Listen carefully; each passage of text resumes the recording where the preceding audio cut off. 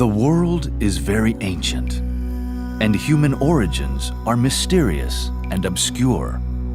We try to decipher our past based upon the multiple layers of civilizations whose ruins lay strewn across the planet like pieces of an archaic jigsaw puzzle. Some of these old civilizations are still buried beneath the deserts, mountains, and oceans, awaiting a time when they will yield their secrets through human discovery or natural cataclysms that will strip away and reveal their hidden locations.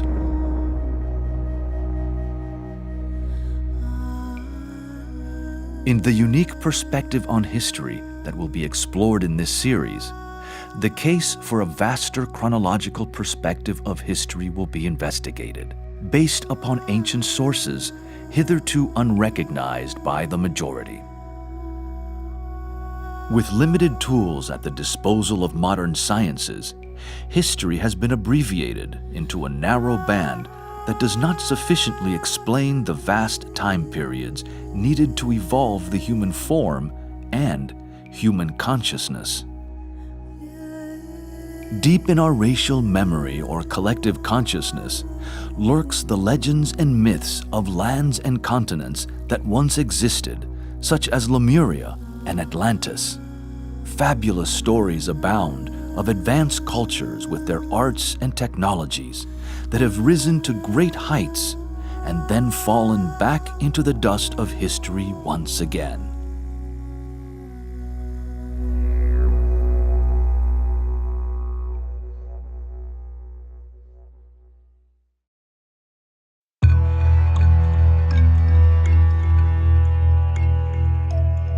Understanding these rhythms and cycles of time help us to understand that our modern civilizations are not the first to have emerged, nor are they necessarily more advanced than previous ones that have come and gone. This new approach to history challenges the way we think about the past based upon our cultural, religious, and educational conditioning. These structures have helped humanity thus far understand the world, but which in today's rapid acceleration of planetary consciousness are very limited and starting to break down. They are overdue for transformation into a broader, more inclusive vision.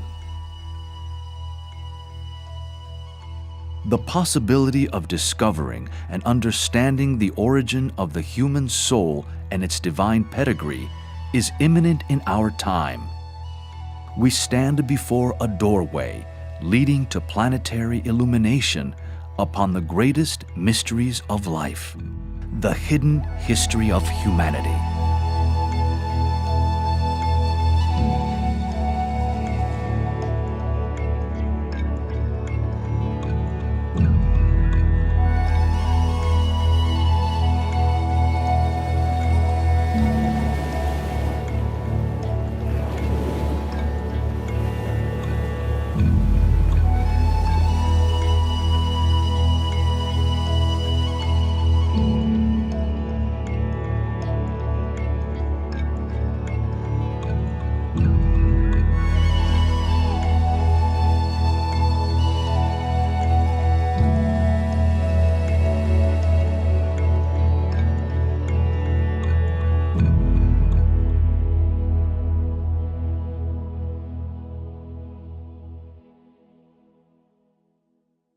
The intention of the Hidden History of Humanity project is to re-establish the correct chronology and timelines for human history. That's part of it. The other part of it is that humanity is disempowered in not knowing its true origins or indeed the chronology. So to establish the correct chronology and the understanding of the root races, how humanity came into being, and how the evolution of consciousness proceeded from there, is going to empower humanity with knowing the truth. Humanity is having the truth hidden from it at this point in time, but it is actually emerging. We have light emerging, we have truth emerging, and this is happening exoterically in parallel with this esoteric emergence of the ageless wisdom teachings.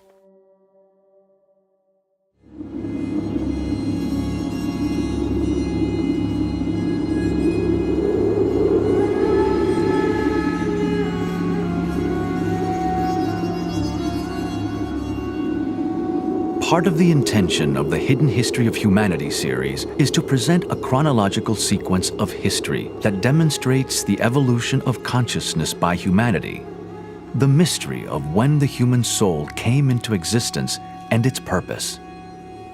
This first series will establish a broad structure of understanding for the future series that will elaborate further. Evolution will be traced from before the human race appeared through the stages of the Lemurian, Atlantean, and current root races. It will finish with contemporary humanity that is now transitioning into the sixth root race. It will discuss the evolution that will unfold in the future, always in the context of what has transpired. It has been said that unless we understand our history, then we are condemned to repeat the mistakes of the past. On the scientific side, several key areas will be explored in this history of the root races, such as geology, geography, astronomy, archaeology, and anthropology. From the religious angle, some of the most ancient works will be referenced: the Hindu, Jewish, Persian, Islamic, Buddhist, Gnostic, Celtic, and Christian traditions.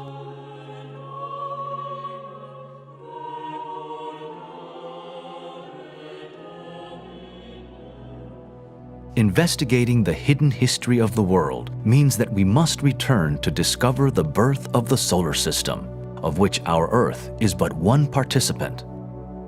Stupendous questions will be explored as to how this solar system came into existence, with its subsequent planetary schemes, chains, rounds, and globes.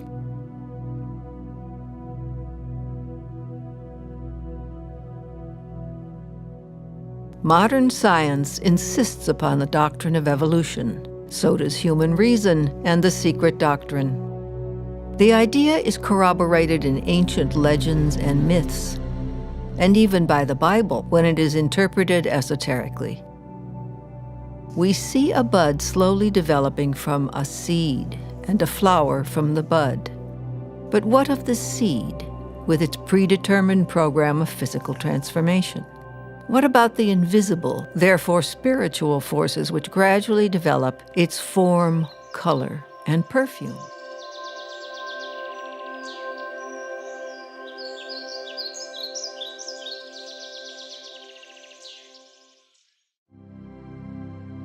The word evolution speaks for itself. The origin of the present human race pre-existed in its parent race as a seed, in which lies hidden the flower of the next race. The ancestors of the present elephant and lizard may have been the mammoth and the plesiosaurus. Why should not the originators of our human race have been the giants described in the ancient Hindu Vedas or the Book of Genesis? There are several keys to the mysteries, past, present, and future, of the 7 great root races and the 7 great cycles.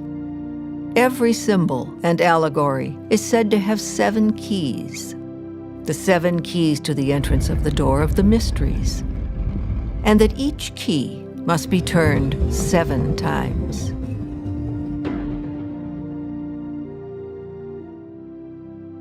Well, the ageless wisdom has been called the perennial philosophy as well. It's ageless because it's timeless.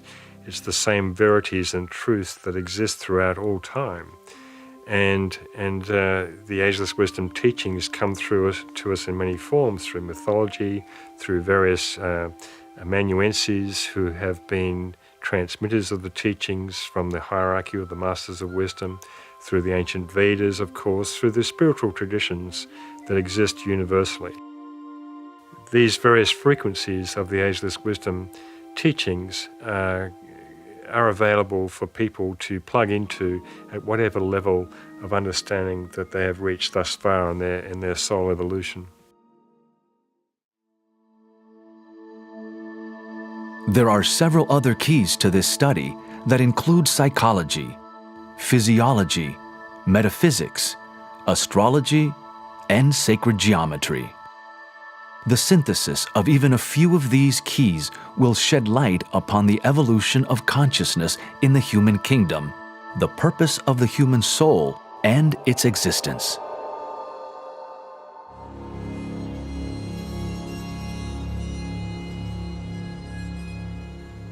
For many, to be told that the age of thinking humanity is around 18.6 million years may invite some disbelief or even derision and ridicule.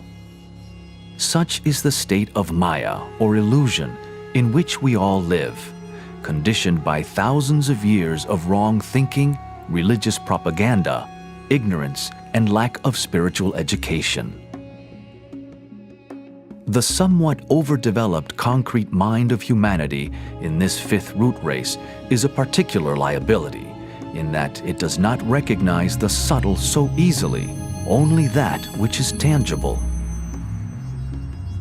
History, with its many evidences of past civilizations, is in a tangled and confused state.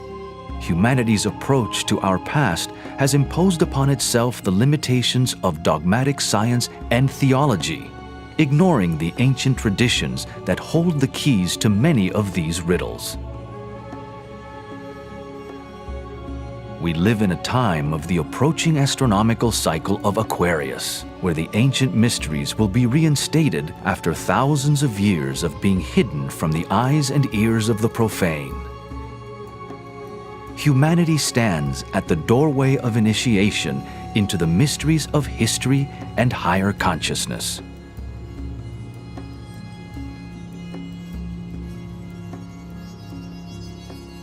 There are many isolated strands in history that can be drawn together. There are many facts that can be collated, especially those corroborated by direct as well as inferential evidence found in ancient literature and history.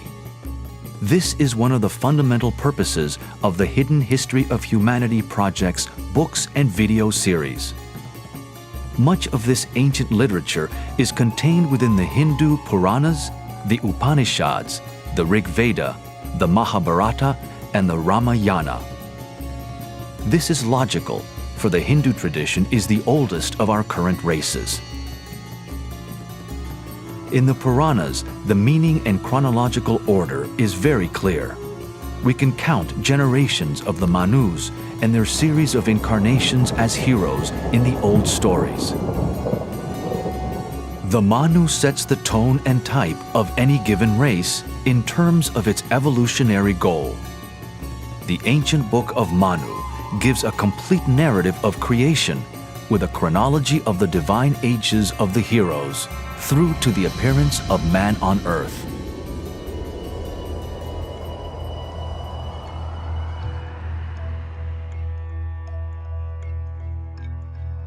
Likewise, in the Egyptian tradition, all the lists of past kings were recorded carefully, documenting races and subraces reaching right back into ancient Atlantean and Lemurian history.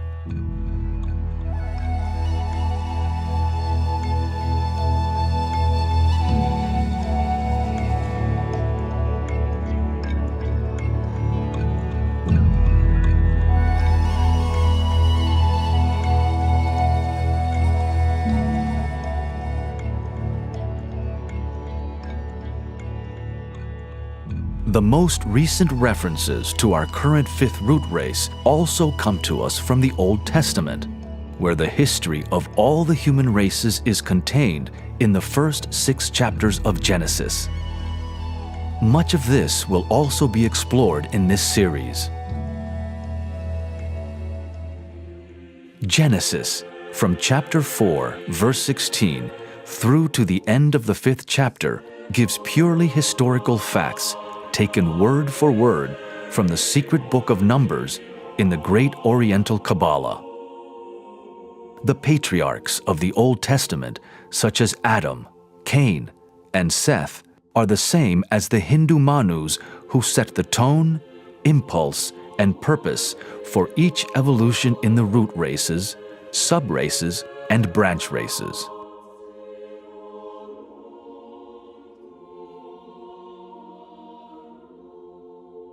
The Book of Revelation chapter 17, verse 10, has preserved a tradition that speaks of the 7 races, where there are 7 kings, 5 of whom have fallen, 1 is, and the other is not yet come.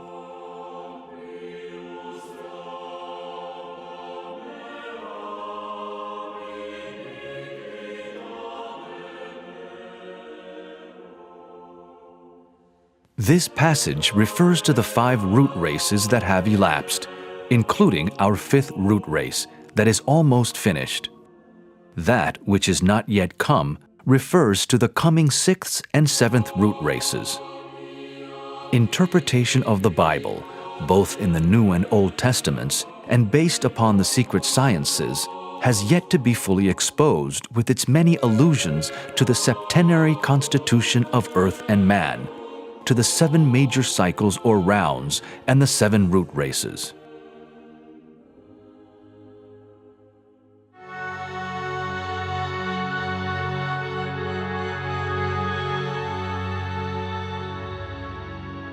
The ancient Greek tradition was also a repository of the ageless wisdom, encoded throughout its wonderful and deeply evocative mythology.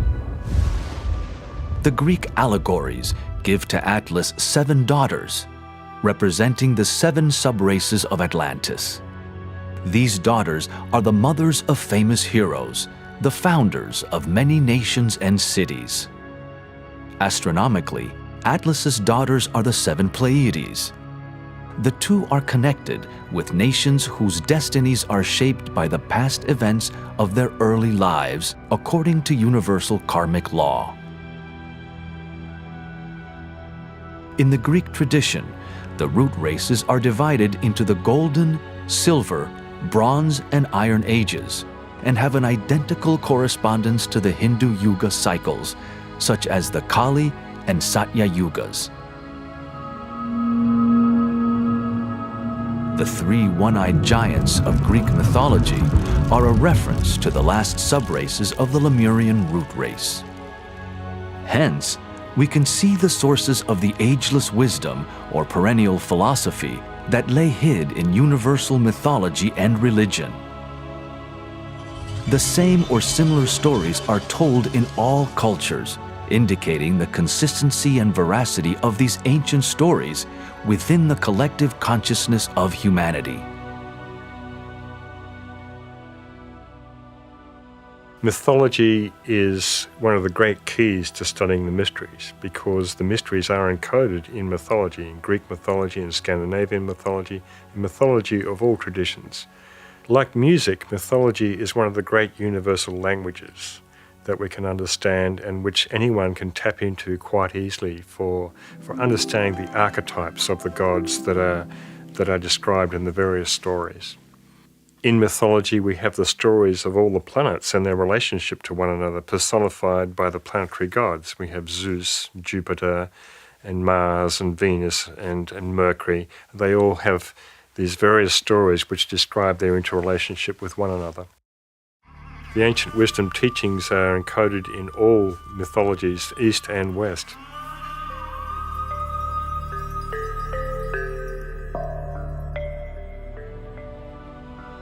The secret history of the world is revealed in many traditions, the duration of which far surpasses the minuscule figures used in modern times. In the denial or ignorance of its true origins lies the source of disempowerment for humanity, in not knowing its divine source, the nature of the human soul, and the very lengthy evolution of human consciousness.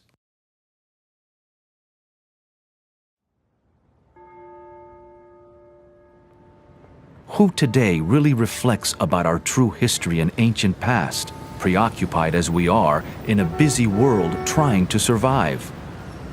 Most people accept the culturally conditioned views of the Western Bible and/or modern science, both of which do not, on the average, offer more than 5,000 to 10,000 years for the origin of human civilization. However, this is changing in some fields of science, going back into hundreds of thousands or millions of years in some cases. In our current fifth root race, resonant with 5, the number of mind, there has been achieved a perfection, refinement, and quintessential expression of the concrete mind. Although this has brought many benefits in science and technology, its shadow expression via the critical mind tends to be separative at the expense of the love principle.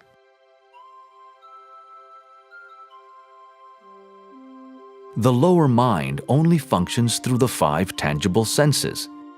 In the coming Aquarian cycle, the secret sciences will blend more fully with mainstream science.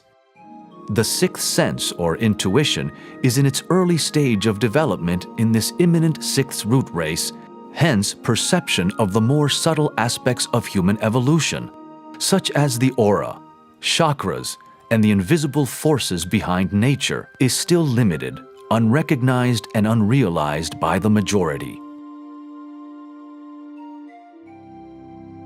With regard to our history, there are many crystallized belief systems that influence current world thinking. They are compounded by an unquestioning and undiscriminating acceptance under the authority of modern science or religion. Likewise, history tends to stay in a straitjacket of conformist, consensus thinking that excludes any other viewpoints.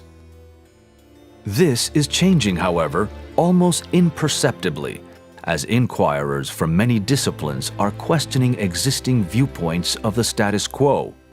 They are uncovering more and more evidence that will continually transform current thinking. This Hidden History of Humanity project series is part of this incoming wave, expanding our worldview, pushing us ever forward in our evolution.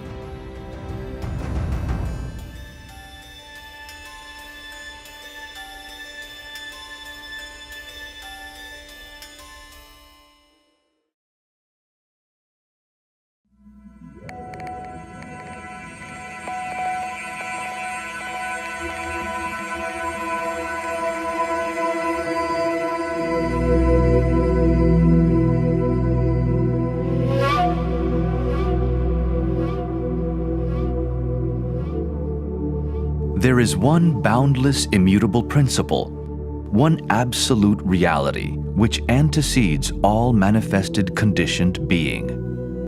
It is beyond the range and reach of any human thought or expression.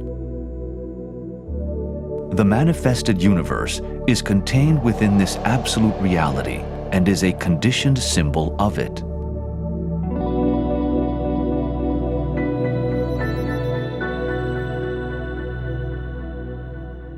Our planet and the whole cosmic scheme, with its suns, constellations, galaxies, and attendant planets, are part of one great cosmic plan whereby ever-increasing expansion of consciousness occurs.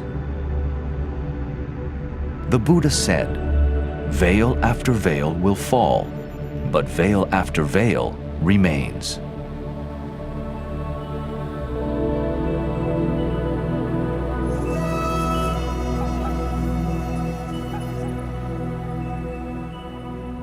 The cosmos is ever expanding. Speculation on the intelligences and hierarchical orders of worlds is evident in many traditions. One can only ponder on the rich diversity of life within this living cosmos. All of these factors inform us that we cannot possibly be the only form of creative intelligence in this vast panorama of worlds. And humanity is coming to this gradual realization and imminent revelation in fact.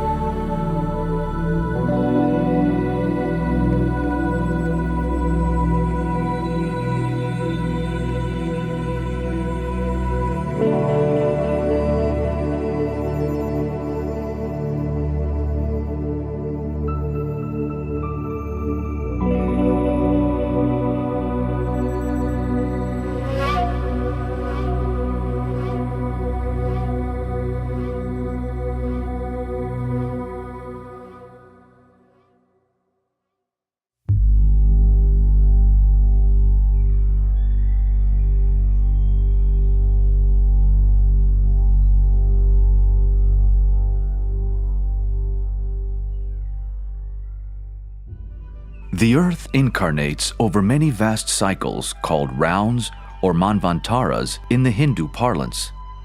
These cycles pour through the various so-called globes, chains, and schemes of Earth evolution.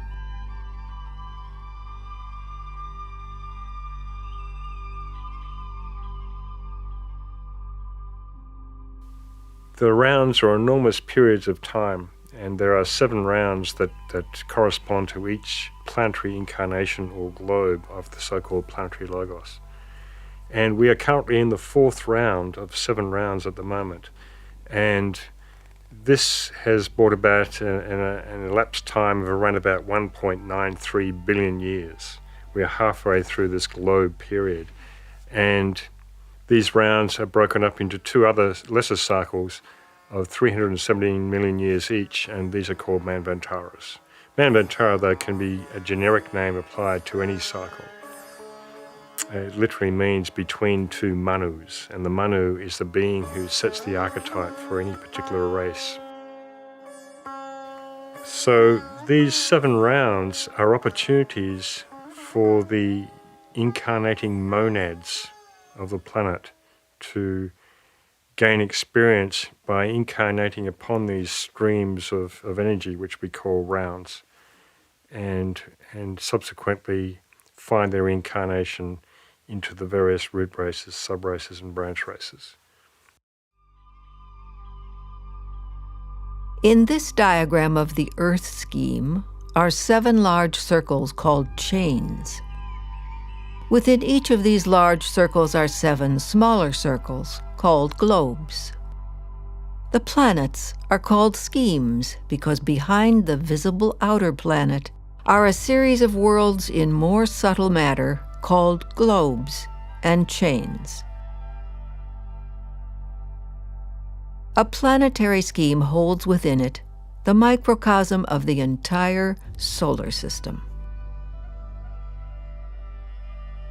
Our planetary logos, which is the ensouling entity of our physical Earth, undergoes many incarnations, which are called globe periods. There are 7 globes that are contained in a chain of globes. These 7 chains in a scheme make a total of 7 times 7 equal 49 globes. They represent past and future incarnations of the life we call a planetary logos, or God, upon our planet.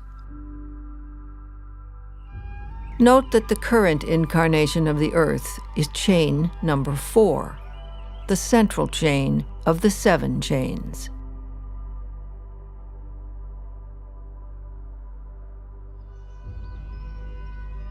The 3rd chain is also called the moon chain, a previous incarnation of the Earth, for which our moon today is a remnant and reminder.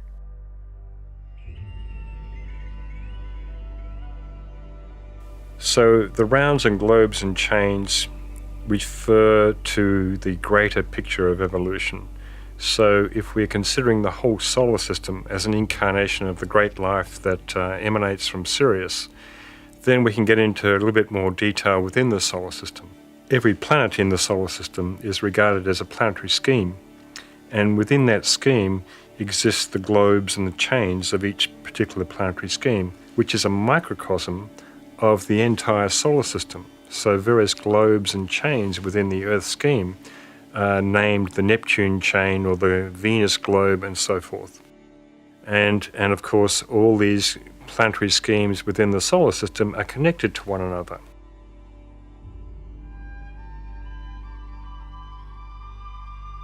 In time and space today, our Earth scheme is currently in the 4th globe of the 4th chain, about halfway through its evolution. It is now in the 25th globe, or incarnation of a total of 49 globes in the Earth scheme. A globe period lasts for 4.32 billion years.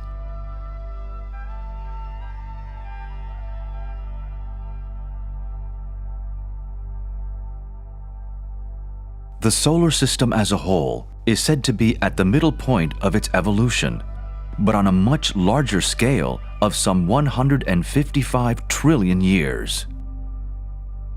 The Yuga cycles have been described as symbolic by many modern scholars, but they are also literal in terms of time measurement. These are stupendous timescales, yet if one seriously studies and reflects upon the ancient Hindu yugas, it will be found that they have an innate beauty and truth that transcends our modern measurements of time. The law of periodicity is basically the science of cycles. So periodically, these cycles recur over periods of time, they repeat, but they repeat on different turns of the evolutionary spiral. So we have cycles of the rays, we have cycles of the planets, and we of course have cycles of the zodiac. We have the precession cycle of the zodiac every 25,920 years. So we have many, many wheels within wheels to study in the science of cycles, and it can get very confusing.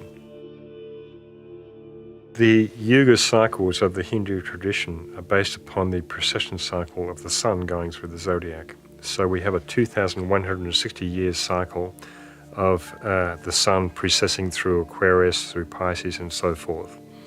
And if we multiply the 2,160 year cycle by 2, we get 4,320, which Blavatsky tells us is a magical cipher that we can use to calculate some of these cycles called the yugas.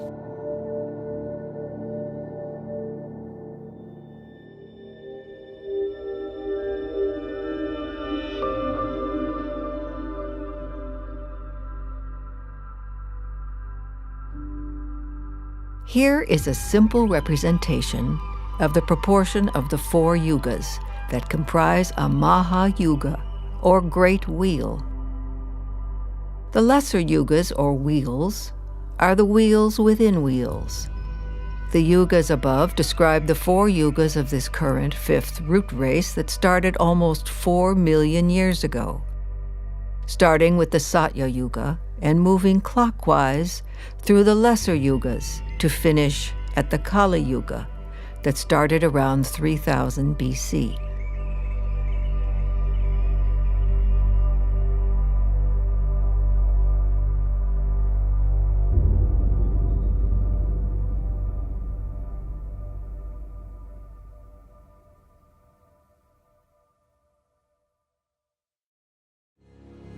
Humanity has required eons for physical and mental development to evolve into its relatively sophisticated modern state. What do you think? Have you ever wondered just how long it has taken human evolution to unfold?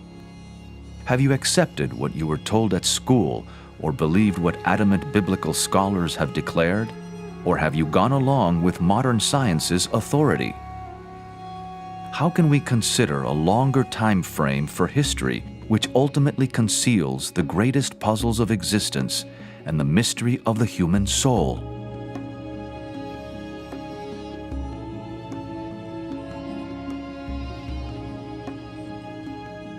When the traditions of the most ancient cultures are consulted, we find, for instance, that the Hindu Tamil calendar, known as the Tirukanda Panchanga, gives the beginning of our strictly human evolution in this cycle at around 18.6 million years.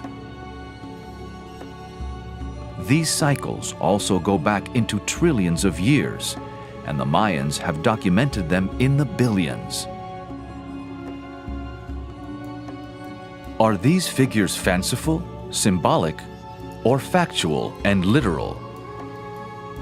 Although there are paradoxes about certain timescales between ancient sources and modern science, there is agreement about some of the really big cycles.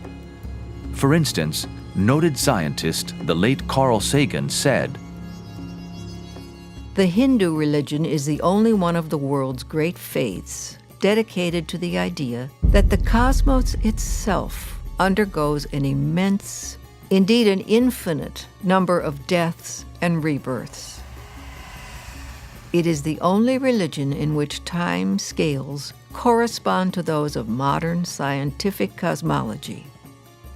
Its cycles run from our ordinary day and night to a day and night of Brahma, 8.64 billion years long, longer than the age of the Earth or the Sun. Physicist Fritjof Capra, in his best-selling book, wrote, "This idea of a periodically expanding and contracting universe, which involves a scale of time and space of vast proportions, has risen not only in modern cosmology, but also in ancient Indian mythology. Experiencing the universe as an organic and rhythmically moving cosmos, the Hindus were able to develop evolutionary cosmologies which come very close to our modern scientific models."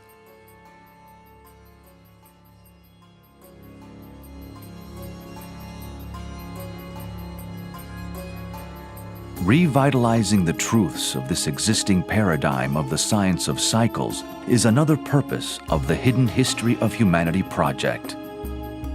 It is an inherent part of the ancient wisdom of several cultures, part of our racial memory that we can all intuitively tap into, recognize, and understand. The key is to experiment with these laws by not dismissing them out of hand.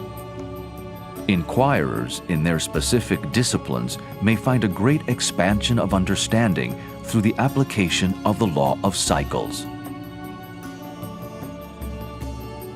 All cycles take place to a lesser degree within the time span of the so-called 7 root races, whilst a far vaster reach of time encompasses the globes, chains, and schemes.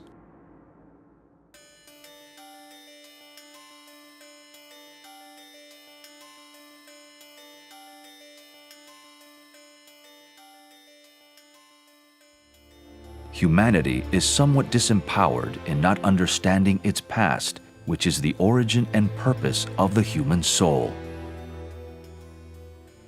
Also, there has not been a fixed time from which to reckon, by which to measure history.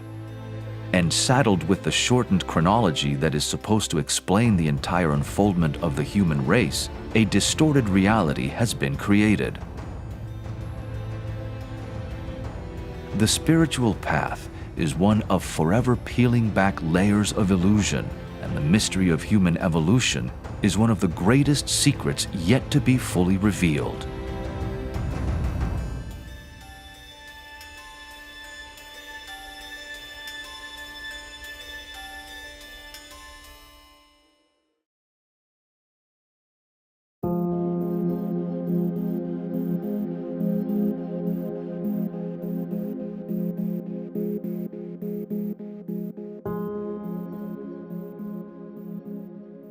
As noted earlier, modern science and the secret sciences roughly concur on some of the big cosmic cycles.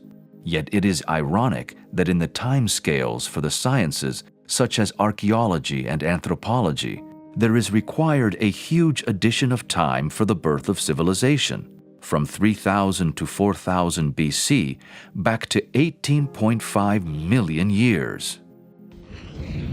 Equating the esoteric record of time with the current accepted geological record, there is a massive subtraction of time, from around 65 million years for the Jurassic Age down to 28 to 20 million years for the esoteric doctrine. The big dinosaurs may well have existed 65 million years ago, yet the esoteric doctrine states that the reptile extinction was closer to 20 million years ago. Disparities and contradictions abound, yet they are not unresolvable or irreconcilable. Consider that around 500 years ago, it was thought that the sun orbited the Earth and that the Earth was flat. Now, that illusion has been stripped away and transcended thanks to the astronomer Copernicus. Yet despite all the amazing scientific advances since then, accompanied by expansions of human consciousness with regard to Earth's true history, in some ways we still live in relatively medieval times. Now, humanity's next phase of penetrating the veil of Maya is to understand just exactly how old it is.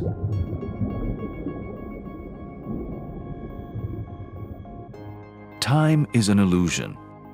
Yet just as a human being has its allotted lifespan, so do all other lives: plants, solar systems, galaxies, races, civilizations, and nations. All entities, therefore, have a measurable cycle in which to achieve certain goals in their evolutionary pattern. Esoteric cycles are based upon the astronomical precession of the Earth orbiting the Sun. It takes 2,160 years for the Sun to precess through one sign of the zodiac. From here, all the greater cycles are measured.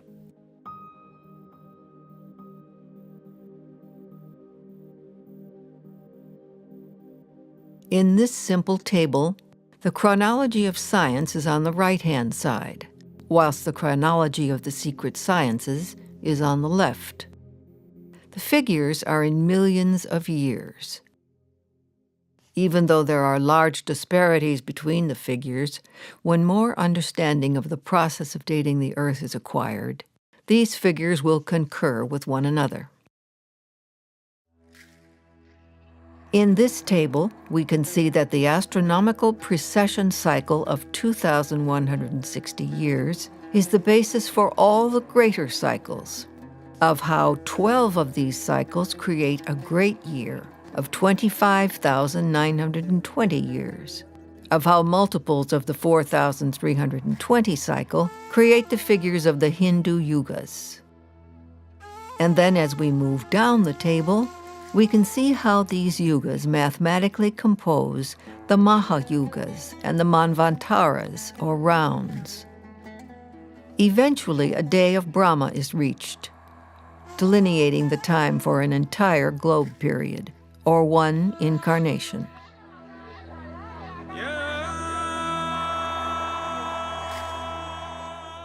In each globe incarnation of Earth, there are 7 major cycles of evolution, also called rounds. The rounds are composed of 2 cycles each, called Manvantaras, that total 14 in all. The rounds are cycles wherein the life wave of human spirits incarnate through a planetary scheme and its chains and globes. This human life wave experiences life in all kingdoms, starting with the mineral, vegetable, animal, human, and finally the kingdom of souls.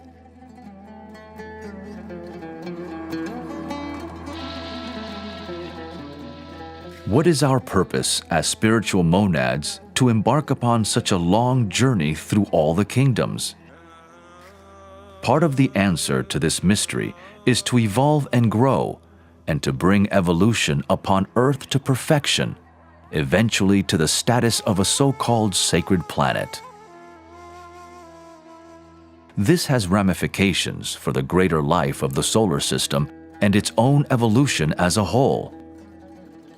We can see, therefore, the inseparability of ourselves from the great Creator and all kingdoms in nature, for they are all modes of expression for this great being to redeem, purify, and transform into higher consciousness, thereby eventually joining a greater evolution with the other planets in the solar system.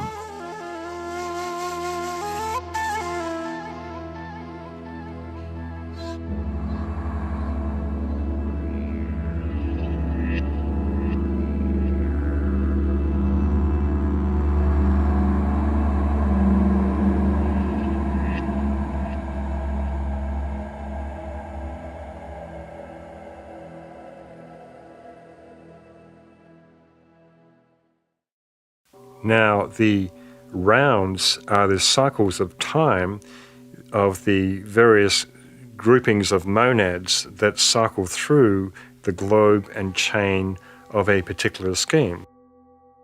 The rounds extend for a period of 617 million years, and they are composed of 2 manvantaras, which are 308 odd million years each. And so there is a certain inbreathing and outbreathing of these manvantaras, or cycles of time. In each of the great cycles we call rounds, there are 7 root races. Combined with the 7 rounds, this makes a total of 7 times 7, or 49 root races in a globe period. As above, so below.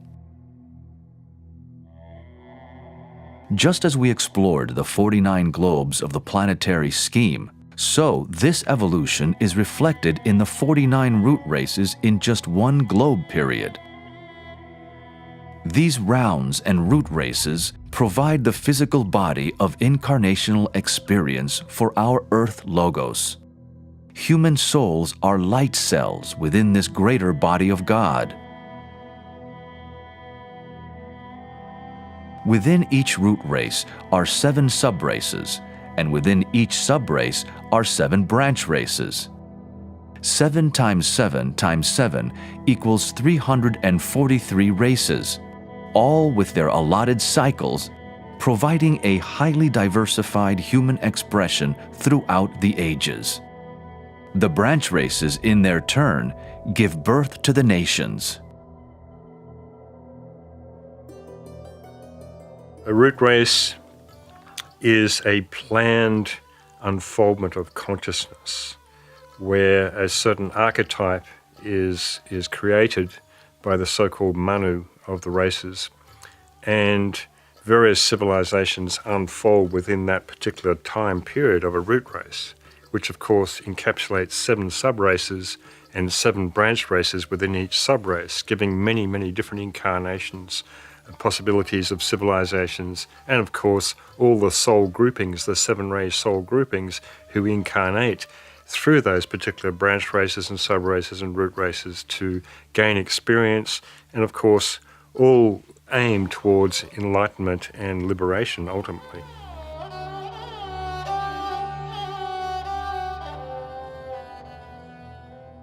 Hence the nations that come and go are the leaves upon this tree of life. They have their autumns and springs and constitute the shortest cycles of a few thousand years. The smaller branches that support the leaves are the branch races with cycles that correspond to a 26,000-year precession cycle. The larger branches embody the much larger cycles of the subraces. The trunk of the tree represents the largest cycle embodied by a root race. All the races and subraces that evolve are seeds for the next level of evolution. All races and subraces have a long overlap, so whilst one race is unfolding, it will give birth to another distinct race that will unfold on a partially parallel timeline. Although this is a 2-dimensional diagram, we can think of time and evolution as spiralic.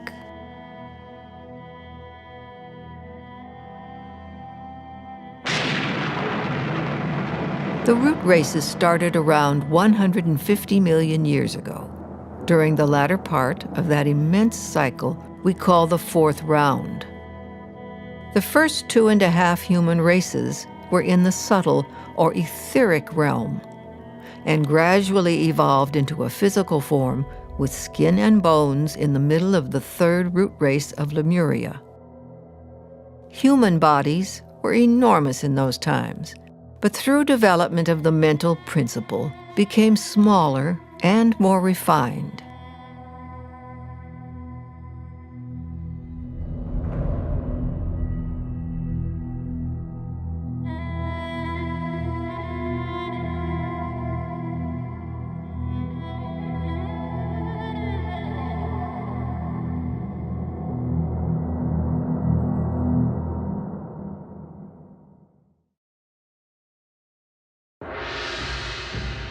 Halfway through the 3rd or Lemurian root race, in the precise evolutionary cycle, a magnificent preordained spiritual event occurred on Earth.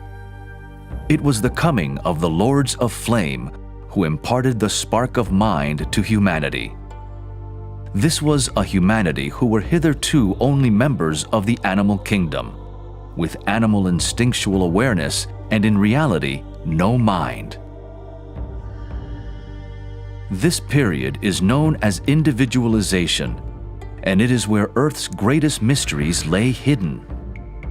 The Lords of Flame are also known as Kumaras and emanated from an evolution from within the Earth scheme called the Venus chain. It was an evolution associated with Venus, but not from the planet Venus per se. Remember, each planet is a scheme of chains and globes, which are a microcosm of the great solar system.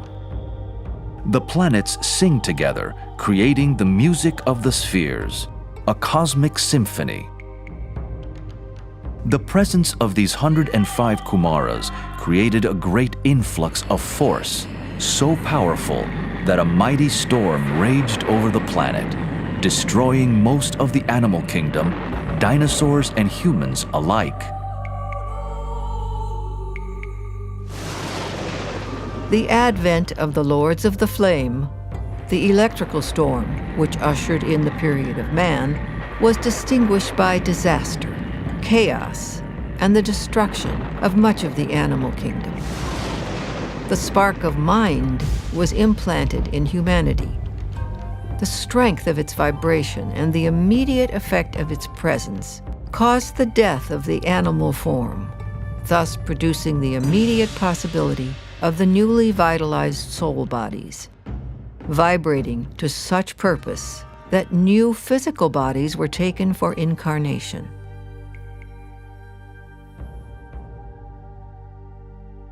This individualization period occurred in the third branch race of the third subrace of the third root race, Lemuria, expressed as 333.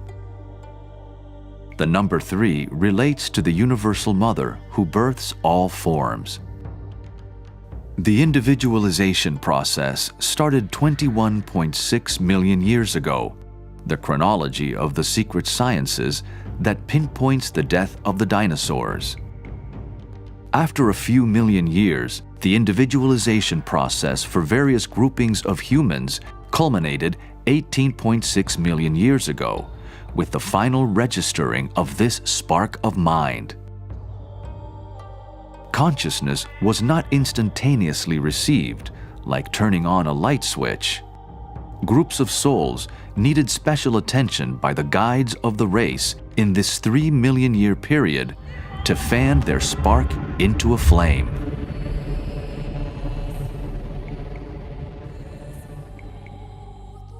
During this period, another miraculous evolution occurred. The future humans, who were hitherto members of the animal kingdom with only instinctual consciousness, were hermaphrodite also.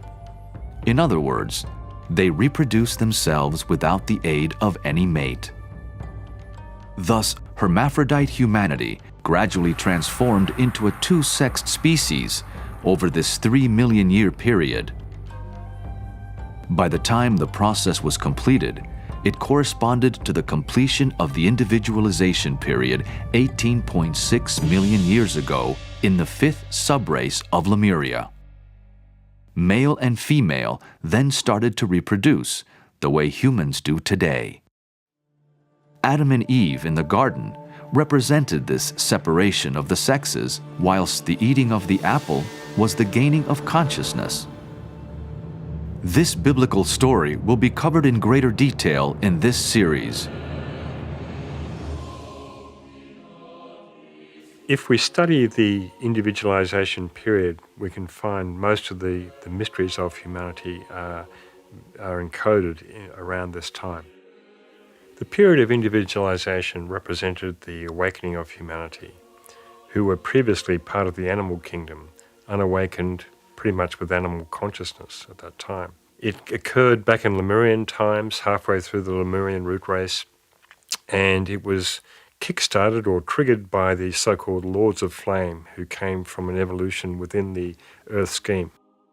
This evolution within the Earth scheme is associated with Venus, but it was not Venus per se. The presence of these beings, these Kumaras or Lords of Flame, created an electrical field around the planet that ended up destroying most of the animal kingdom at that time. And this was probably the true period of the death of the dinosaurs. It was the death of the human forms at that time who were part of the animal kingdom, but they reincarnated after this period with causal bodies or souls. The spark of mind was born. This occurred around about 21.5 million years ago, but it took about 3 million years to fan the spark of mind into a greater flame, so to speak. And over this 3 million year period, humanity became individualized in various ray groupings around the planet. So animal man at the time went from instinctual consciousness to individual self-consciousness. They became self-aware.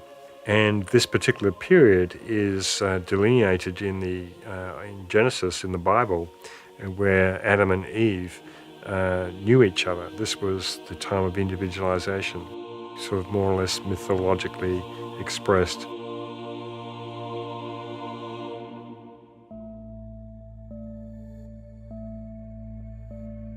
This table shows the timeline that corresponds to these subrace events in Lemuria.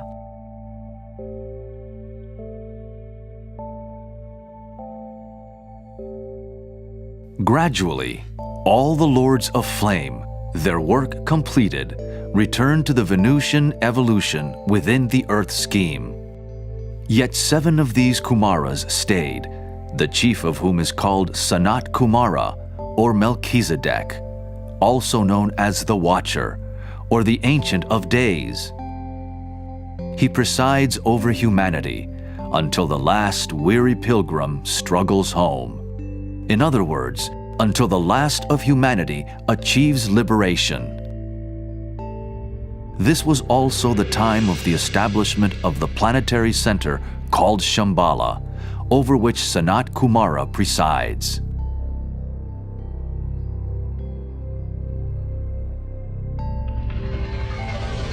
The following table shows that Shambhala's establishment coincided with human individualization. The being whose body is our planet utilizes the human races for expression. Here again, we see our inseparability from deity, and that our evolution contributes to the greater evolution, and vice versa. In the table, we can see these chronological correspondences with the subraces and root races.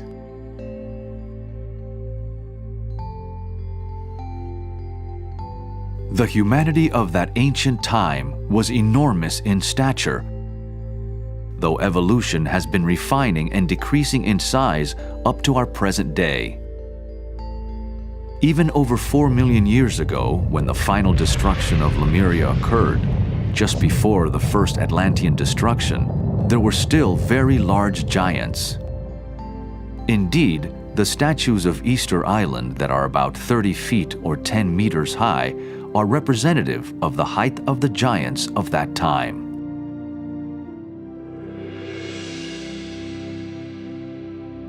Of all the mammalians, man is the only one whom science does not allow to have dwarfed down like all other animal frames. A decrease in size is allowed from the dinosaurs to the present-day reptiles, but not for man. This is partly due to the so-called lack of evidence of physical skeletons, because of factors such as the action of sand on the ocean floor upon bones, or that cremation was universal up to 100,000 years ago.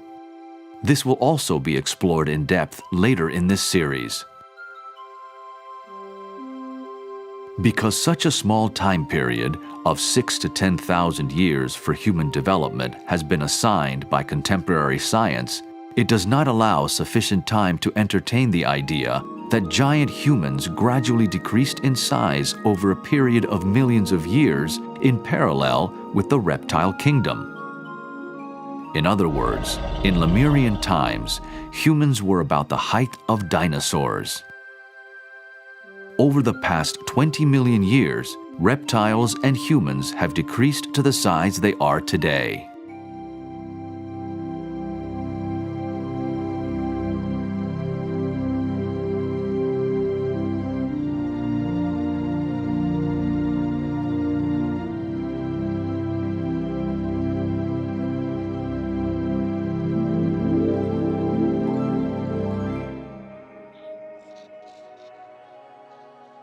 So the Hidden History of Humanity project seeks to document and visit many sites around the world where these relics and artifacts remain of ancient civilizations, such as Tiahuanaco in South America, Cuzco in Peru, Easter Island, the ancient ruins of Greece, and many ruins around the Mediterranean.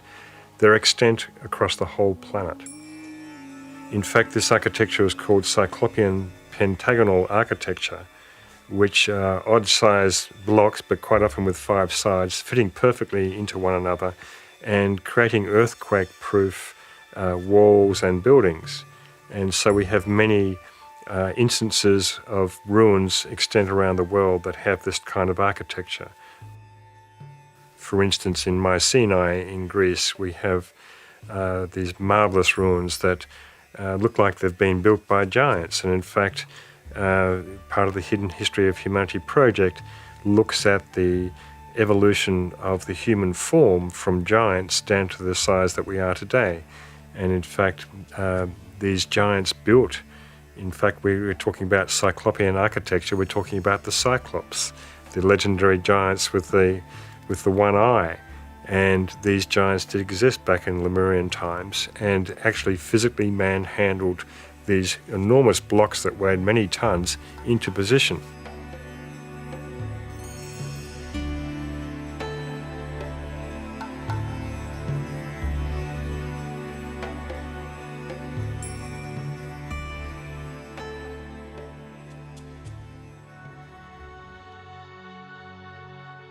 The Titans of old and the Cyclops, legendary three-eyed mortals, belong to the 4th Atlantean root race.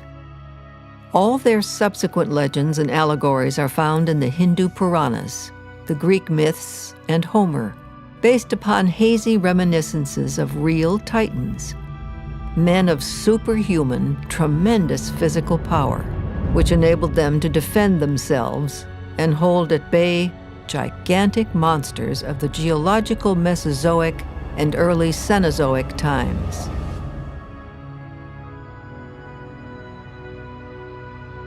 In the mythology of the ancient Cyclops, the 3 giants with one eye are said to represent the last 3 subraces of that newly conscious Lemurian race. At the peak of physical development in Atlantis, they have been described as towering giants of godly strength and beauty and the depositaries of all the mysteries of heaven and earth. The giants of both Lemuria and Atlantis were able to build large structures and lift enormously heavy slabs of stone, but also had at their disposal technologies that allowed stones weighing many tons to be lifted effortlessly. An imperishable record about the gradual evolution of the races has been left for us in the Bamiyan statues of Afghanistan. They were created during the Atlantean flood, when initiate adepts of Atlantis were taking refuge in the Central Asian mountains. The 5 different sizes of these statues are said to represent the height of the 5 root races in their enormous early etheric stages and in their later still gigantic and then smaller physical development.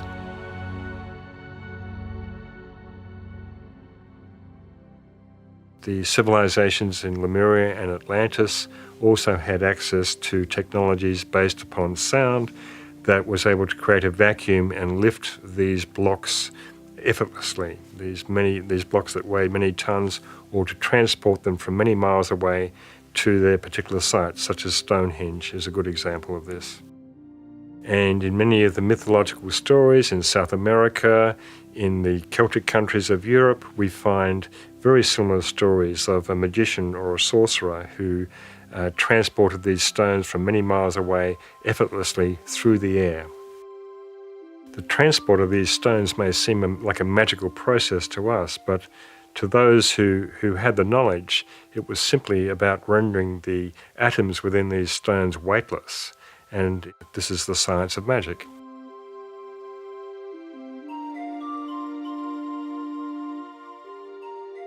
It's important for humanity to understand their true origins because we really don't know. Most people do not think about history. They have a vague sort of idea that we came from somewhere, came from apes usually. This is what is taught in high school. And we evolved from apes somehow into human beings.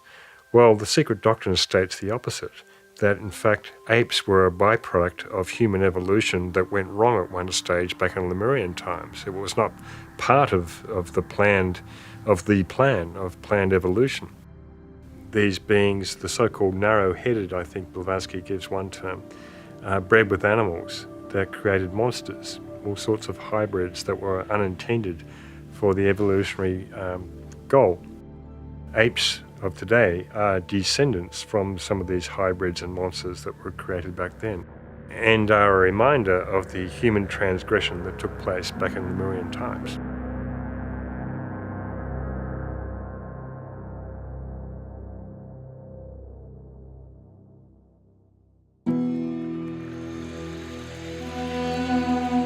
According to occult doctrine, humans bred with animals in Lemuria, creating an unnatural and unplanned linking. The hybrid monsters created were the ancestors of our modern apes. At individualization, certain groups of souls refused to incarnate because they regarded the bodies at their disposal as too coarse.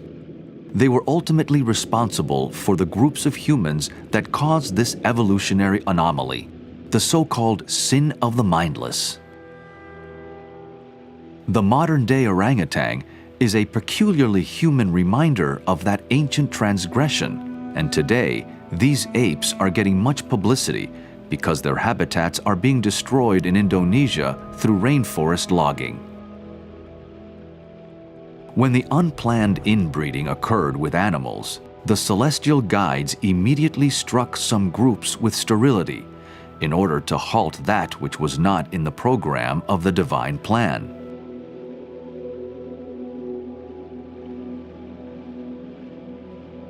Can we imagine if this one fact of the secret sciences was considered? That apes were created by humans breeding with animals? What a dramatic revolution in consciousness would take place in how humanity views itself.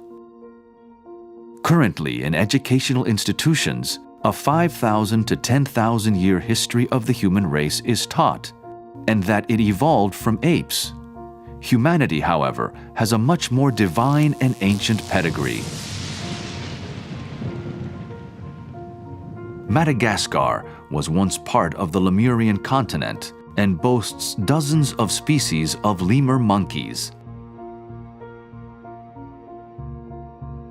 Lemuria was originally part of a long prolongation of land, but the main continent extended from Madagascar in the west, encompassing India, Australia, and Indonesia, right across the Pacific Ocean, taking in Easter Island, Hawaii, and parts of the Americas. Australia is the largest surviving remnant of this once vast supercontinent. The fledgling humanity during early Lemuria was under the guidance of divine beings said to emanate from celestial spheres far higher than our own, giving instruction in building, agriculture, fishing, and language.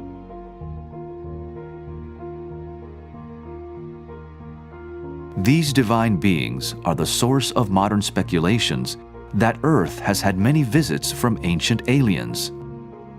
These same speculations tend to attribute everything to them, which is not necessarily the case.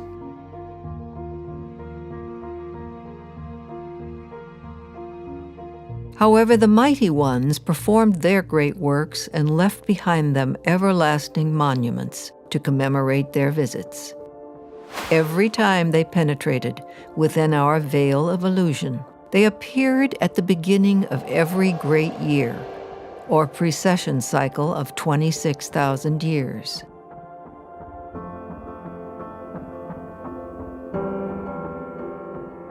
In ancient Chaldea, these beings were called the Kabiri, or Kabarim, meaning the measure of the heavens.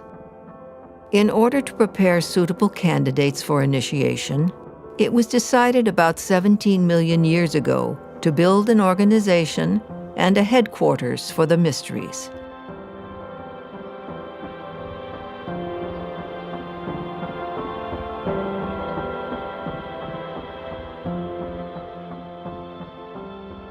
Today determines the astronomical conclusion of one precession cycle and the beginning of another. Can we again soon expect visits from the mighty ones, or are they already here? The many daily occurrences of UFO sightings may well indicate them making observations of how humanity is responding to its opportunities.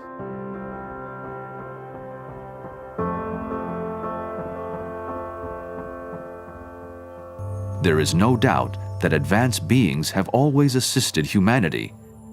From the first Kumaras of ancient Lemurian times, who taught building and agriculture, to the Kabiri, who have visited every 26,000 years to seed another impulse for the next cycle.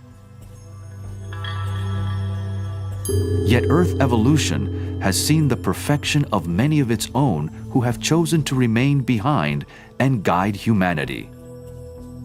The masters of the wisdom and the adepts of Shambhala have possession of the secret knowledge that lays behind the ancient lost technologies such as pyramid building, lasers, and anti-gravity flying craft.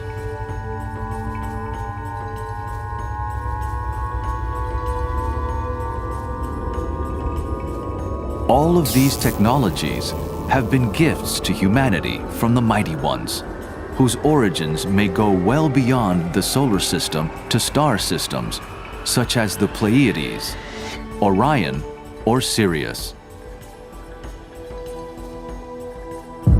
Yet because of abuses of those gifts, these God-given things have been taken back, as a parent takes matches away from a child.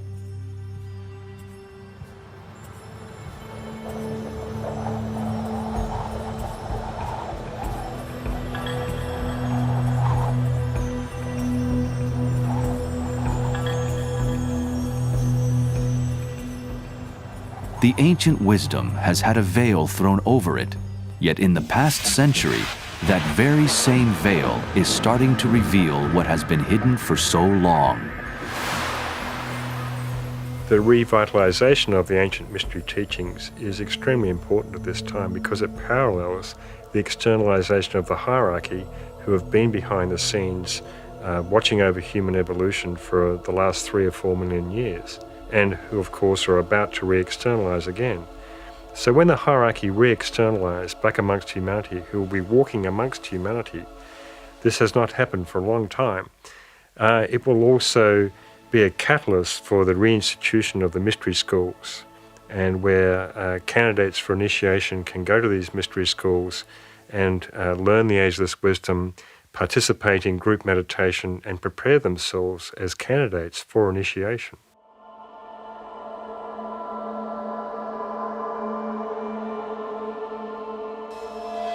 Unlike ancient times, when the human race was guided by mighty celestial beings, the guidance now comes mainly from the secret adepts, those who have run the full gamut of human existence and become perfected, whose spirits have triumphed over matter and who can bend matter to their will, who now serve humanity by watching over and guiding their progress, allowing as much as possible for human free will to determine its own destiny.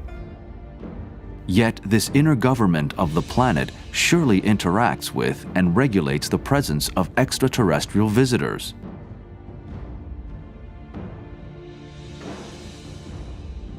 In our current fifth root race, there is an accent upon the perfection of the lower mind, somewhat to the exclusion of the more subtle senses of the intuition and the inner wisdom.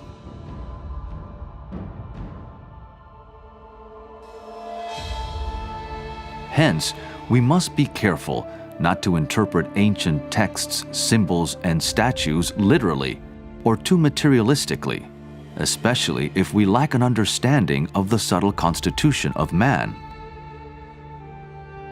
The ancients were far more poetic and artistic in their expression of the inner secrets.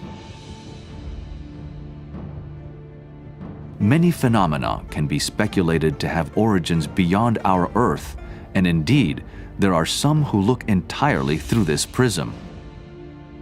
Yet many phenomena, if not most, are generally generated within the Earth due to the law of cause and effect, or karma, and the rectification of natural laws and principles which govern Earth life.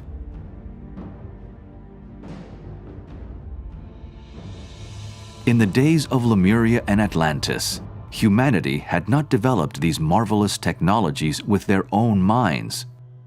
Today, however, we are just starting to recover some of those lost gifts through our own mental development that has evolved since those times.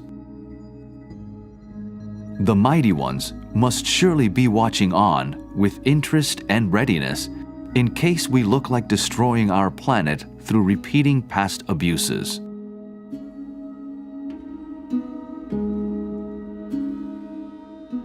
So the reason for this series of documentaries is to really illustrate how the true history of humanity has unfolded and how humanity can be empowered by knowing its true origins and knowing where it stands today in time and space. And this will help people to make decisions about their future and to play their part far more consciously within the greater divine plan.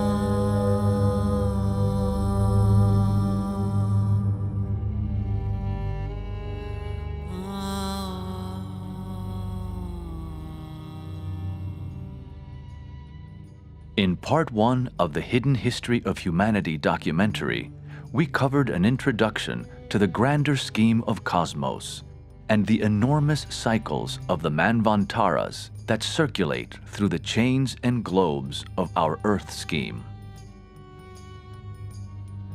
This involved the consideration of the Hindu yugas and astronomical precession cycles, plus the cyclical nature of time, all inextricably linked with the unfoldment of the root races, sub-races, and nations, in short, the history of civilization.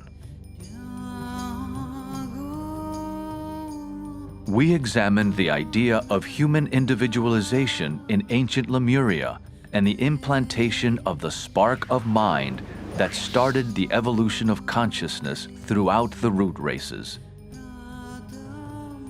This period of planetary history encompasses the profound mystery of the origin of the human soul.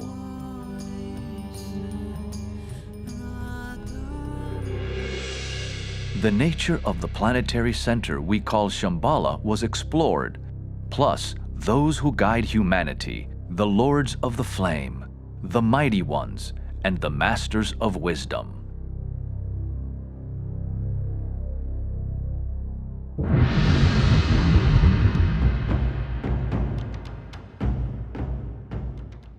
In Part 2 of the Hidden History of Humanity documentary, we will review the original Shambhala as the Temple of Ibez, located in South America. Also, the evolution of the Atlantean root race, giants, megalithic constructions, and the Great Atlantean War, as told in the ancient epic, the Mahabharata. We will detail how the two great world wars of the last century were a recapitulation of the war in Atlantis, a conflict between the forces of light and the forces of materialism, still ongoing today. Plato's Atlantis is also mentioned as an important source of the ageless wisdom. This will lead us to the consideration of the role of the Egyptian and Mayan traditions and their relevance in modern times, leading into the coming sixth root race. We will explore the importance of Britain, the United States, and Brazil as a triangle of nations preparing us for the sixth root race, imminent Earth changes and cataclysms, the year 2025, and the reappearance among humanity of the Masters of Wisdom for the first time since those ancient Atlantean days.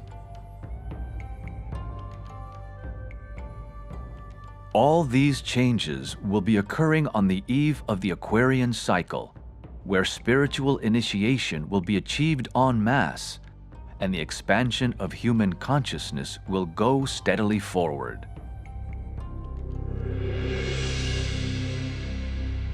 This period of awakening is upon a higher turn of the evolutionary spiral to humanity's individualization, which occurred in ancient Lemuria when the planetary center known as Shambhala was established.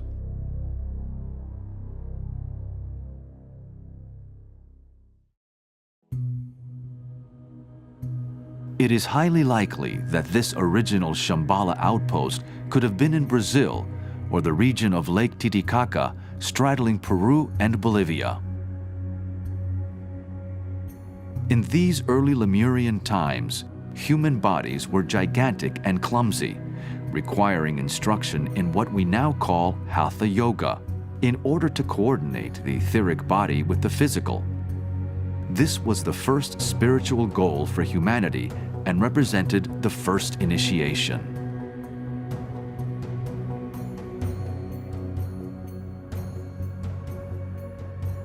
In order to prepare suitable candidates for initiation, it was decided about 17 million years ago to build an organization and a headquarters for the mysteries, and to have a band of adepts and celestial guides who would function in physical bodies to meet the need of the rapidly awakening humanity.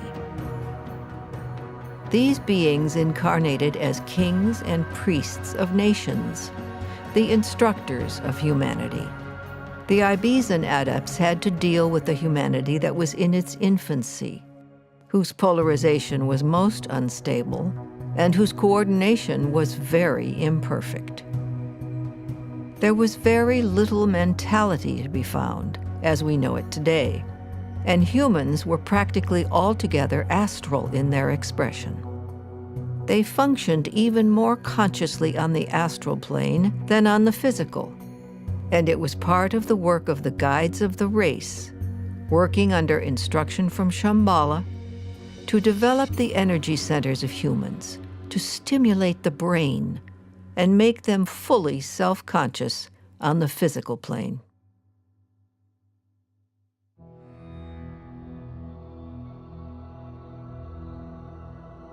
The infant humanity of Lemurian and early Atlantean days had to be taught who they were by means of symbols and methods, which to us would be crude, impossible, and of a nature which the race should have transcended many millions of years ago. It was necessary in those days to employ methods more definitely physical than are permissible today. These methods of physical stimulation were employed, and the laws of energy, as they work through the various chakras, were taught until the time came when another big change was made and the door of initiation was opened. Their objective was to bring about a realization of the kingdom of God within. It was felt at the time that man was then self-centered enough and individualized enough to permit of a drastic change in method and practice. All this took a vast period of time. So humanity were imbued with the spark of mind, but it wasn't the type of consciousness, mental consciousness that we have today. It was very, very slow and different. They had huge bodies at that time as well. The bodies were not refined, they were somewhat clumsy, and so the first yoga of the Lemurian race was Hatha yoga, the coordination of the etheric body and the physical body. So what we had in the fifth sub-race of the Lemurian root race was the completion of the individualization period, but also the separation of the sexes. And humanity started reproducing the same way we do today.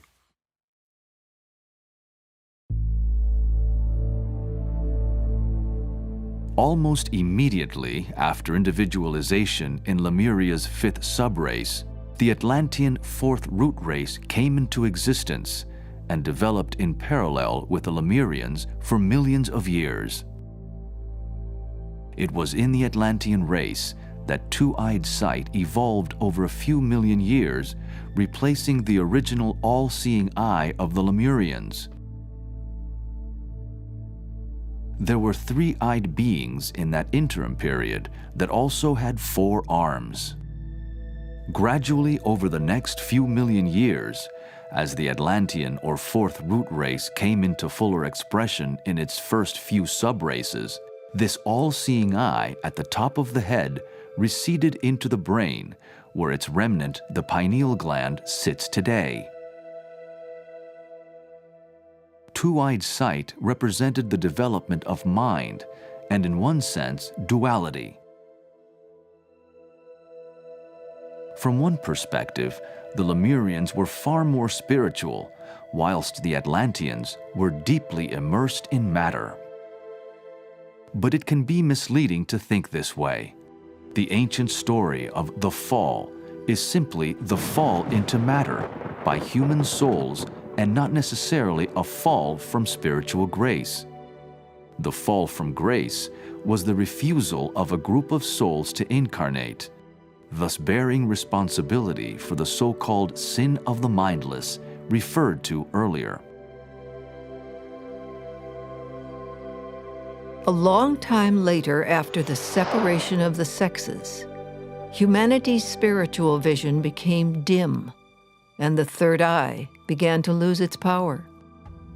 The third eye was getting gradually petrified and soon disappeared. When the fourth root race arrived at its middle age, the inner vision had to be awakened and acquired by artificial stimuli, the process of which was known to the old sages.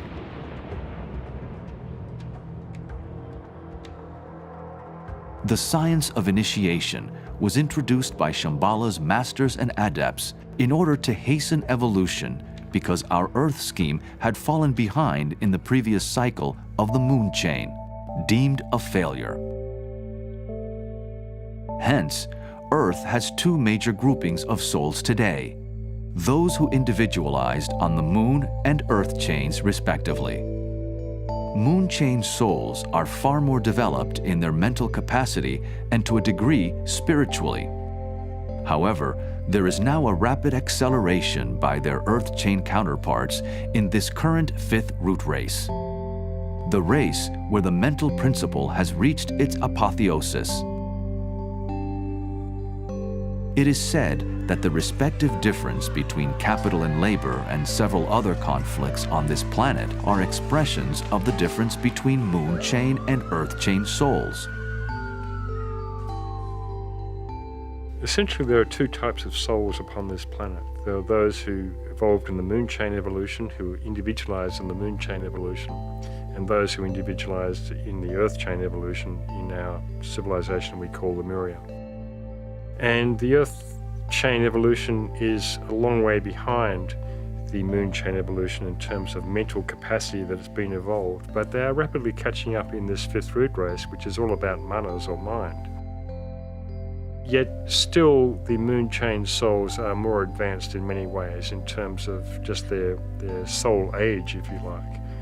But it's getting to a point on the planet where there is a synthesis taking place between the Earth chain and moon chain evolutions, and this too will take place in the age of Aquarius, in the greater 25,000 year cycle, and to a degree in the lesser 2,160 year cycle.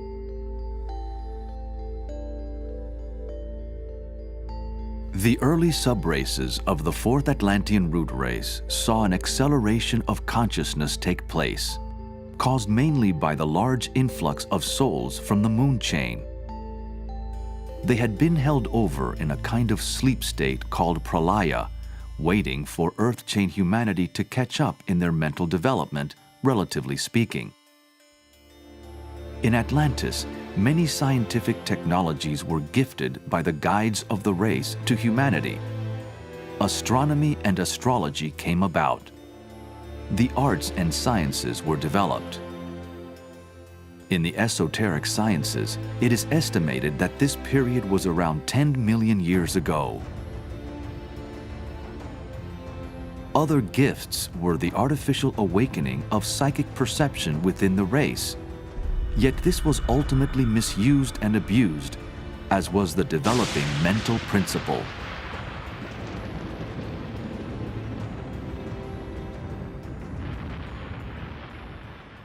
And so for several million years we had the subraces of Lemuria intermingling with the subraces of Atlantis. The first few subraces of Atlantis and the latter subraces of Lemuria.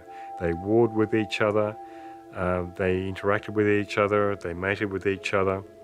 There was a lot that we don't know about this period.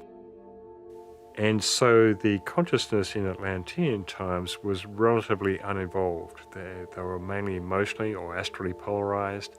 And so the guides of the race awakened them artificially. They had the third eye factor in their consciousness awakened, and they were able to see psychically. And because they had not developed the mental capacity so much, they were given many gifts of technology by the guides of the race. And yet many of these things, these powers that they were given were abused, and this is why the guiding hierarchy of the time forced humanity to make a choice, because these abuses were getting so out of control.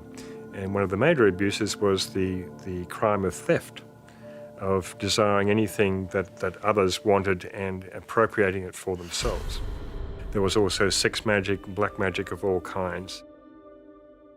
The humanity of that time were far more emotionally polarized. They hadn't really developed the mental function so strongly except for the initiates and disciples of that time.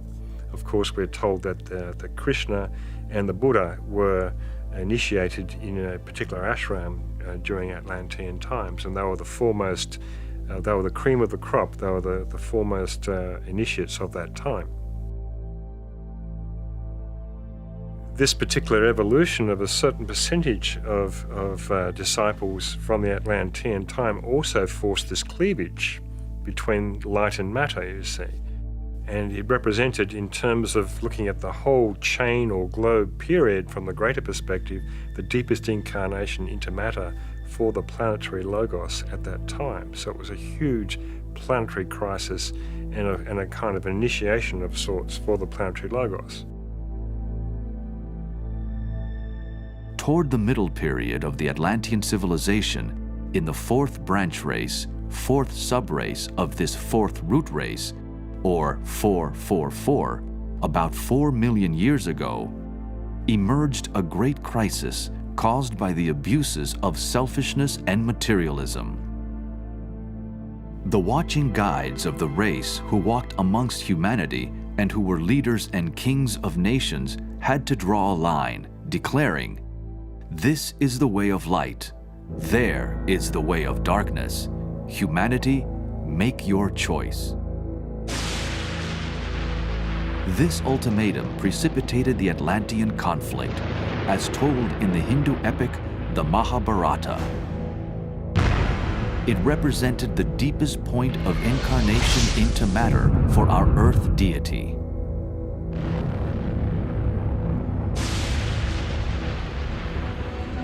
The esoteric doctrine tells us that there was one group composed of Lemurians and Atlanteans who were initiated in the divine doctrine of pure revelation.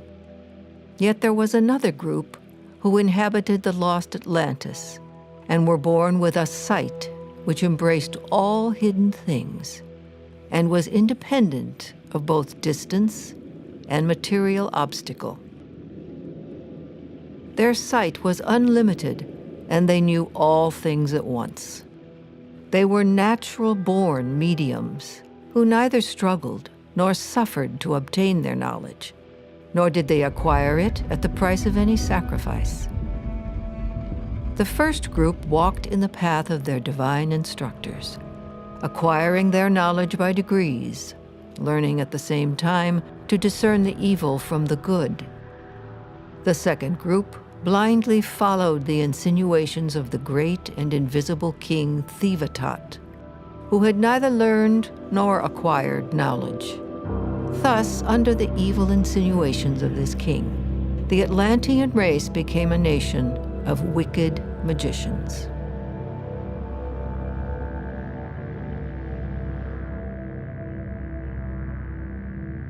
These so-called lords of materiality still have a strong influence on humanity, still immersed in the eternal struggle between light and darkness today. This period of time was the Kali Yuga cycle of the fourth Atlantean root race. The Kali Yuga is the age of death and destruction, and the Atlantean race was giving birth to the next, fifth root race.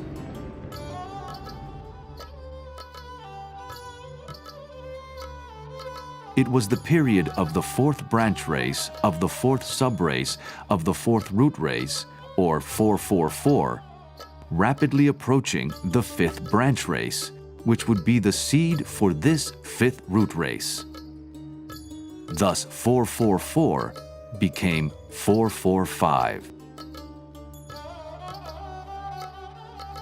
The Hindu story of the Mahabharata, of which the Bhagavad Gita is the golden kernel, recalls the first major conflict in Atlantis, where the forces of materialism were ranged against the forces of light. What is this mad and shameful weakness? Stand up and fight. I'm in anguish. I can't see where my duty lies. Teach me. What is Krishna doing? He's speaking to Arjuna. What is he saying? He's telling Arjuna that victory and defeat are the same. He's urging him to act, but not to reflect on the fruit of the act. He says to him, seek detachment. Fight without desire. You say, forget desire, seek detachment.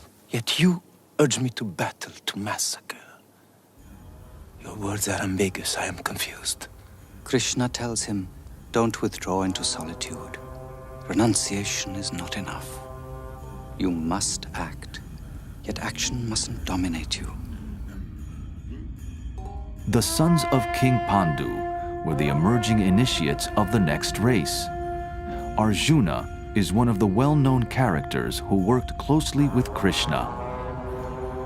The Pandu brothers were the vanguard of the Atlantean race, destined to be the prototypes of the new fifth root race, also called the Aryan race, from the Sanskrit Arya, meaning noble, not the modern misnomer distorted by fascist thinking.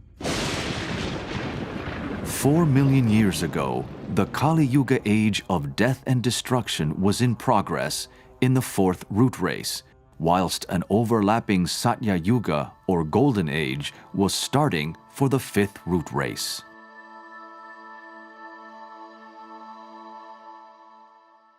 In the heart of action, you must remain free from all attachment. How can I put into practice what you are demanding of me? The mind is capricious, unstable. It's evasive, feverish, turbulent, tenacious. It's harder to subdue than taming the wind. You must learn to see with the same eye a mound of earth and a heap of gold, a cow and a sage, a dog and the man who eats the dog. There's another intelligence beyond the mind.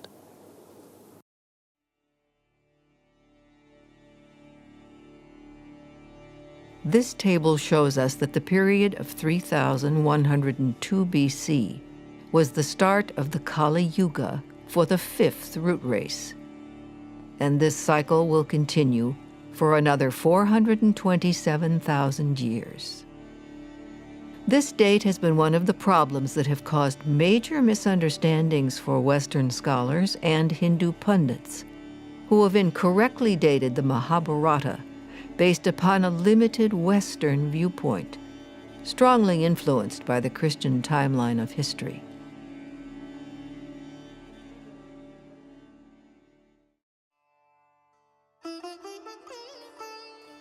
Arjuna's brother, Yudhishthira, symbolically opened the Kali Yuga era.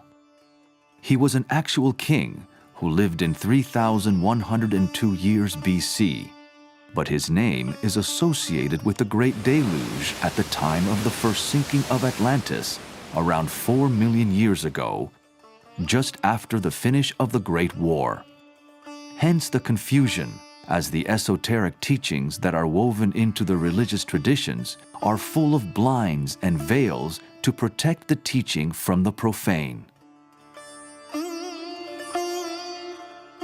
Again, because of cultural misconceptions over the centuries in both the East and the West, considering anything outside of several thousand years is a place few have wished to venture. At this critical juncture in the middle of the Atlantean race, initiates were emerging as candidates for the Golden Age or Satya Yuga of the 5th root race. They were in direct conflict with those who wanted to maintain their old ways of materialism, the acquisition of luxury, and the foulest sorceries. The majority of the Atlanteans pursued anything they desired and appropriated it. They were completely immersed in the darkest expression and distortions of their Kali Yuga period. According to the ancient scriptures, part of the Mahabharata war was fought in flying craft known as Vimana, today known as UFOs. This information can be found in the ancient Hindu text, the Vimanika Shastra. That technology, along with the knowledge of pyramid building and solar power, etc., has been in existence for a very long time. They were some of the gifts to the race alluded to earlier. After the war was fought, the first Atlantean flood engulfed the earth, resulting in a large portion of Atlantis sinking entirely beneath the sea. According to the doctrine of the secret sciences, both the war and the flood occurred about 4 million years ago.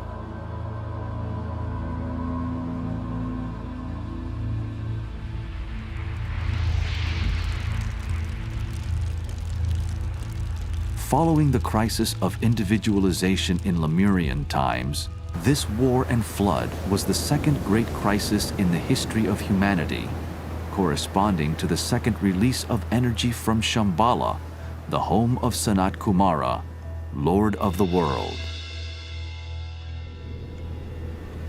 These impacts of energy have been called the Shambhala impacts and correspond closely to the essence of each root race. Hence, the figures 333, 444, and 555 express the branch race of the subrace of the root race. They are deeply philosophical numerically and are also literal points in history. Each impact has been destructive, yet they have destroyed the obstacles that have prevented human progress and ultimately regenerated the world.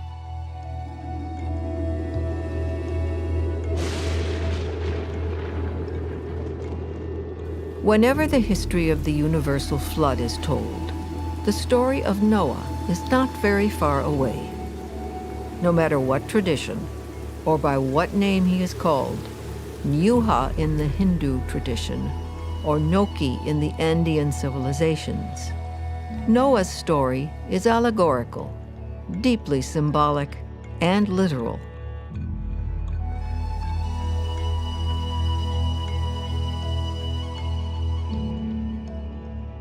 Noah was the Hindu Manu, also called Vaisvata Manu, guide of the new emerging fifth root race.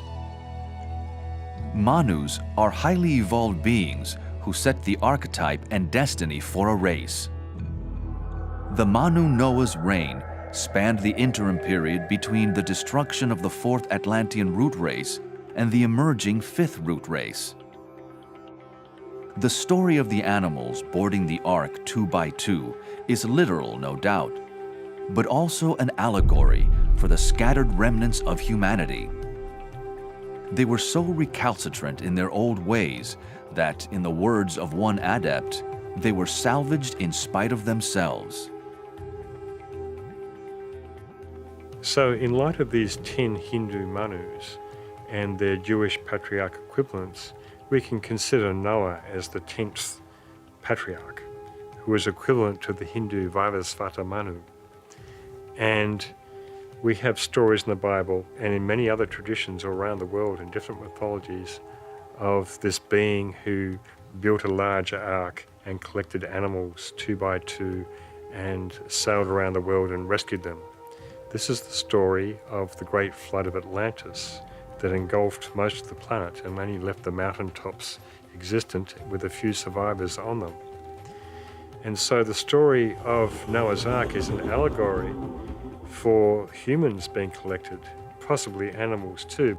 This being called Noah took all these remnants, or these animals, if you like, back to a location in the Himalayas where he basically bred them over a period of a few million years into a new race.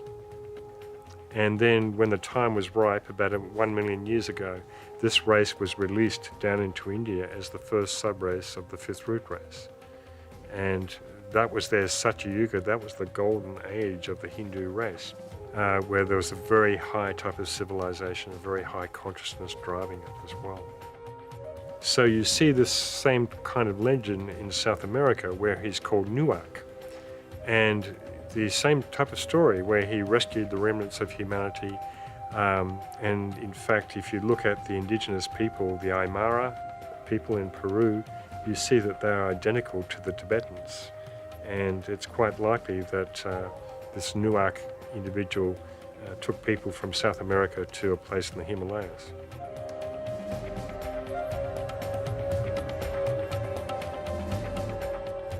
These various sub-races and branch races that survived the flood were rescued by Noah on the highest reaches of mountains, where refuge had been found from the extraordinarily high floods that covered the entire planet. Over a period of a few million years, a synthesis of races was created, eventually to become the first Hindu subrace of the fifth root race. This race emerged about 1 million years ago in India.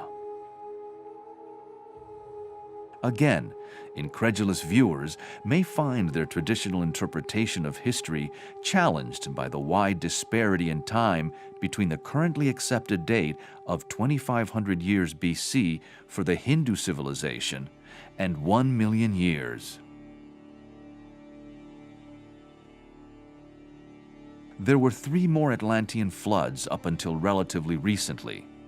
This has become a source of confusion for scholars chronologically, mistaking Plato's Atlantis as the only Atlantis and the only sinking, when in fact, the sinking of the various continents and islands of Atlantis spanned approximately 4 million years.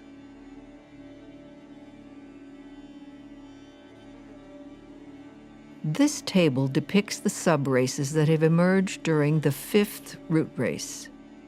Note that the Hindu subrace is the first subrace, and hence the cradle of all Western races and nations.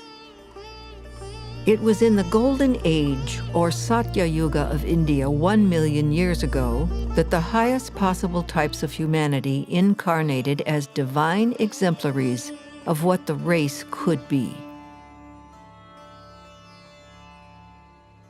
All the Western subraces are derived from the first subrace of this fifth root race, which was the Hindu. And this is about 1 million years ago. So the subrace of the fifth root race manifested in what we call India today. And the other subraces came into being over the last 1 million years. So we have the second subrace, which was the Egyptian Mayan, which had its origins in the south of India, which is now sunk in the Indian Ocean. We have the third subrace, which is the Semitic. We have the fourth subrace, which is the Celtic Latin. And we have the fifth subrace, which is the Teutonic, Germanic, Anglo-Saxon. The Hindu subrace is the foundation of all the Western races, most of whose languages can be traced back to their root stem, Sanskrit. The succeeding subraces emerged in roughly 200,000-year intervals. Well, we are told in the Ageless Wisdom teachings that Sansa is the ancient language of the gods and that it preceded Sanskrit.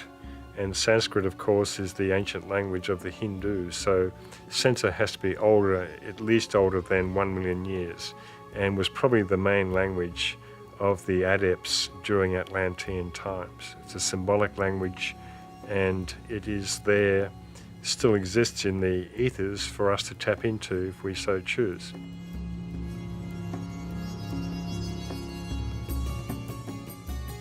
The genesis of the Egyptians and Mayans is very ancient, no less than 860,000 years ago. Both groups came from a now sunken part of southern India, the ancient Tamil Nadu, of which Sri Lanka is the remnant. They traveled at the time of the Second Atlantean submersion, finding their way to Ethiopia and Guatemala respectively. Hence the similarity of their esoteric knowledge, rituals, architecture, art, pyramids, astronomy, customs, etc., not only with one another, but also with Mother India. Both groups acted as a bridge between the old Atlantean races and the new fifth root race, though strictly speaking, in consciousness, they were of the fifth root race. Nevertheless, their genesis goes back a long way into Atlantean history.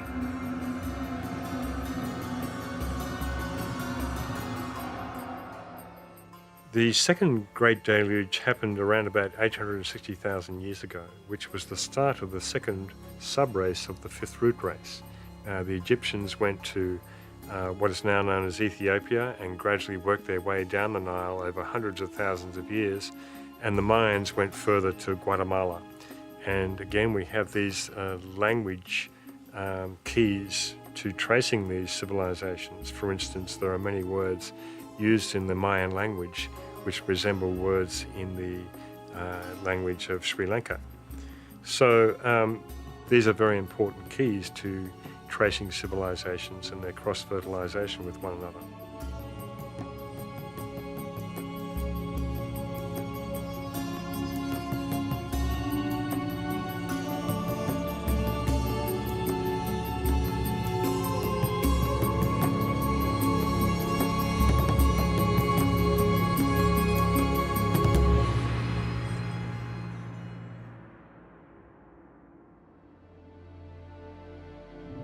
In that second deluge of Atlantis, apparently most of the Atlantean giants met their watery fate.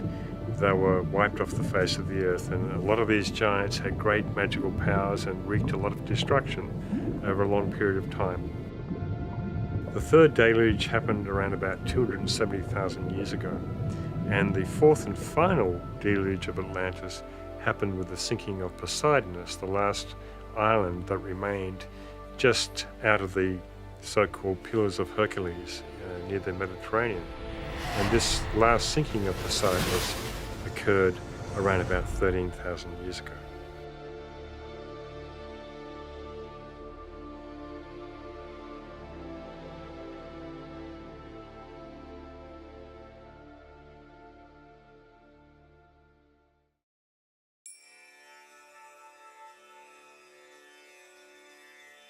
This table depicts the 4 major yuga cycles of this 5th root race, which spans almost 4 million years. The corresponding ages as they were known in Greece are displayed, as well as the durations of these cycles with their respective manus, divine archetypes of the race.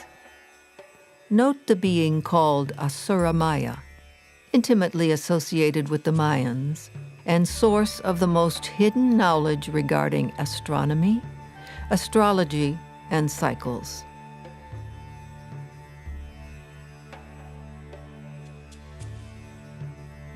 Egypt has been the repository and guardian of the world's mystery tradition for about 800,000 years. Pyramid technology had been around for millions of years before that, as has the science of astronomy, going back at least 3.24 million years into the Atlantean period.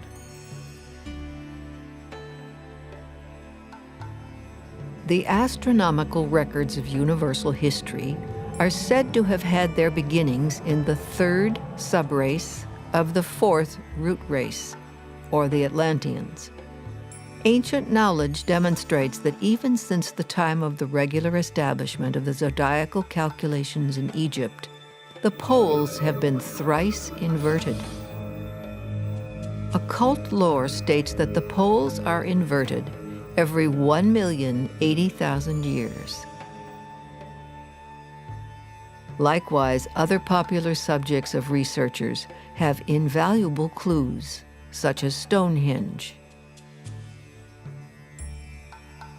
Archaic records show the initiates of the 2nd subrace of the 5th root race, moving from one land to the other for the purpose of supervising the building of menhirs and dolmens, of colossal zodiacs in stone. The fact of their crossing from France to Great Britain by land may give an idea of the date when such a journey could have been performed on terra firma.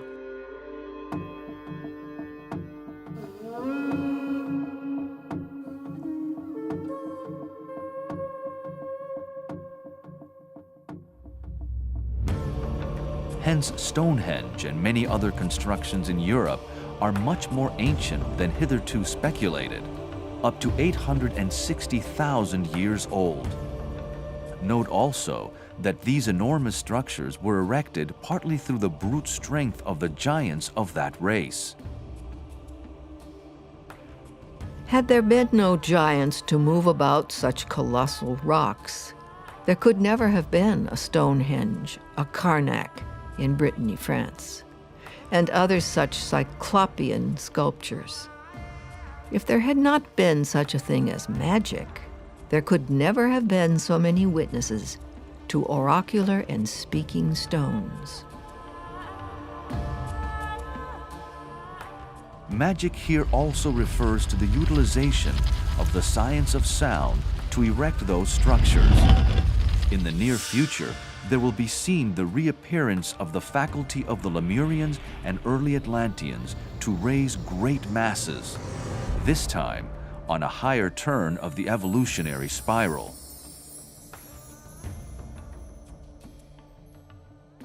These monuments were raised through the ability of the early builders to create a vacuum through sound, nullifying the force of gravity and utilizing it for their own purposes.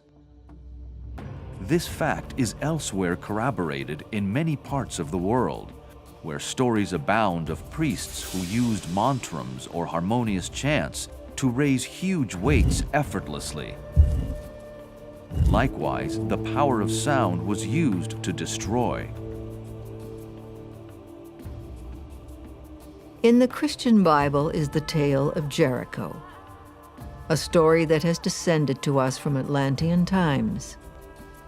In those days, the use of sound on physical and emotional levels was understood and practiced, being utilized for selfish and materialistic ends in most of the cases. When trumpets were sounded a certain number of times after a rhythmical circuit of the walls of Jericho, those walls collapsed. This was made possible by the secret knowledge of the leaders of the people, who, being versed in the science of sound, and having studied its destructive and creative effects, knew just the moment to apply that science and effect the desired end.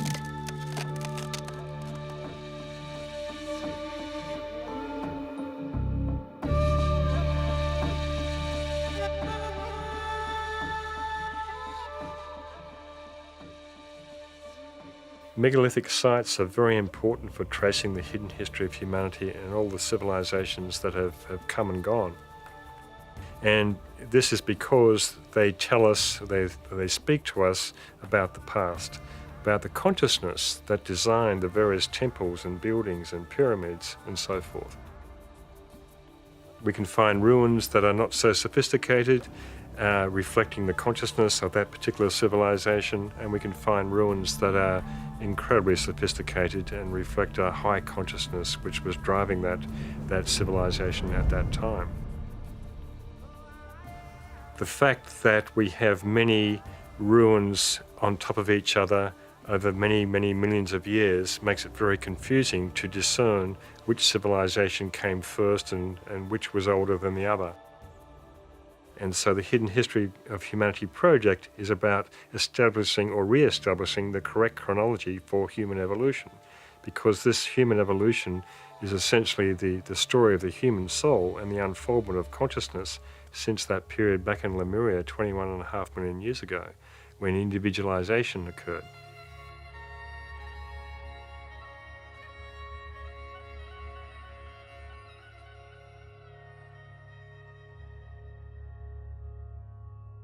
Thus far, the viewer may still be incredulous at these extraordinarily long cycles being discussed here. Consider this. If the precession cycle of 25,920 years was known to the ancients, then they may well have studied and lived through those cycles at least a few times.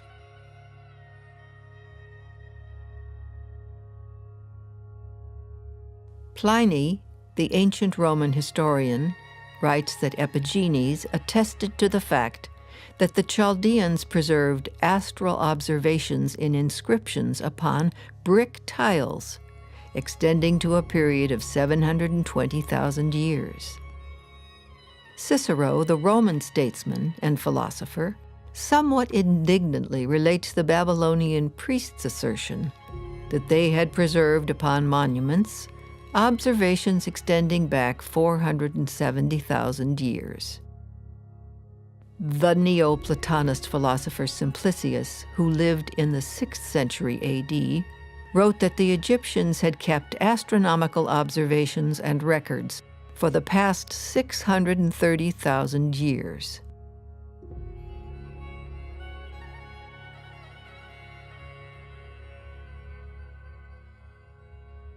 There are numerous examples of these kinds of figures from historians and philosophers like Pythagoras and Plato, who lived in our relatively recent history, but who were in touch with a much greater antiquity. In Plato's ancient writings, he talks about this 9,000 years before his time, but this is also a veil for a greater period of time where he's talking about the second flood of Atlantis 900,000 years before his time. And so he's talking about two floods at the same time in his writings, because he was an initiate or a master. So his writings can be interpreted on several levels. Why would these recognized and respected commentators in many fields contrive these figures independently of one another? Modern authors have also ignored data that is available to them in their own disciplines, such as the Hindu or Mayan systems for measuring time.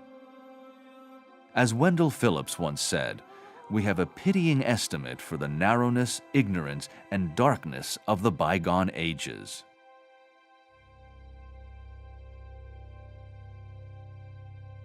By ignoring the vast cycles of time discussed in the most ancient traditions of the East, mainstream and alternative investigators have arrived at dubious and far-fetched theories of dating history. This has come about through trying to address the disproportionate timescales between the mainstream theory of the dinosaur extinction 65 million years ago and the accepted theory of civilization emerging between 5 to 10,000 years ago. Hence, theories such as cataclysmic geology and crust slippage have been put forward over the past 100 years or more.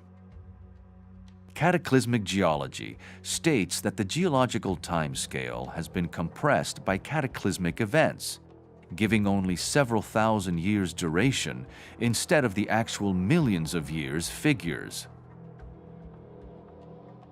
This theory of cataclysmic geology stands in direct opposition to the most commonly held theory of uniformitarianism, the concept that the Earth's surface was shaped by gradual processes such as erosion and by small sudden changes such as earthquakes and floods. Perhaps the truth lays hid in the middle way between these two opposites?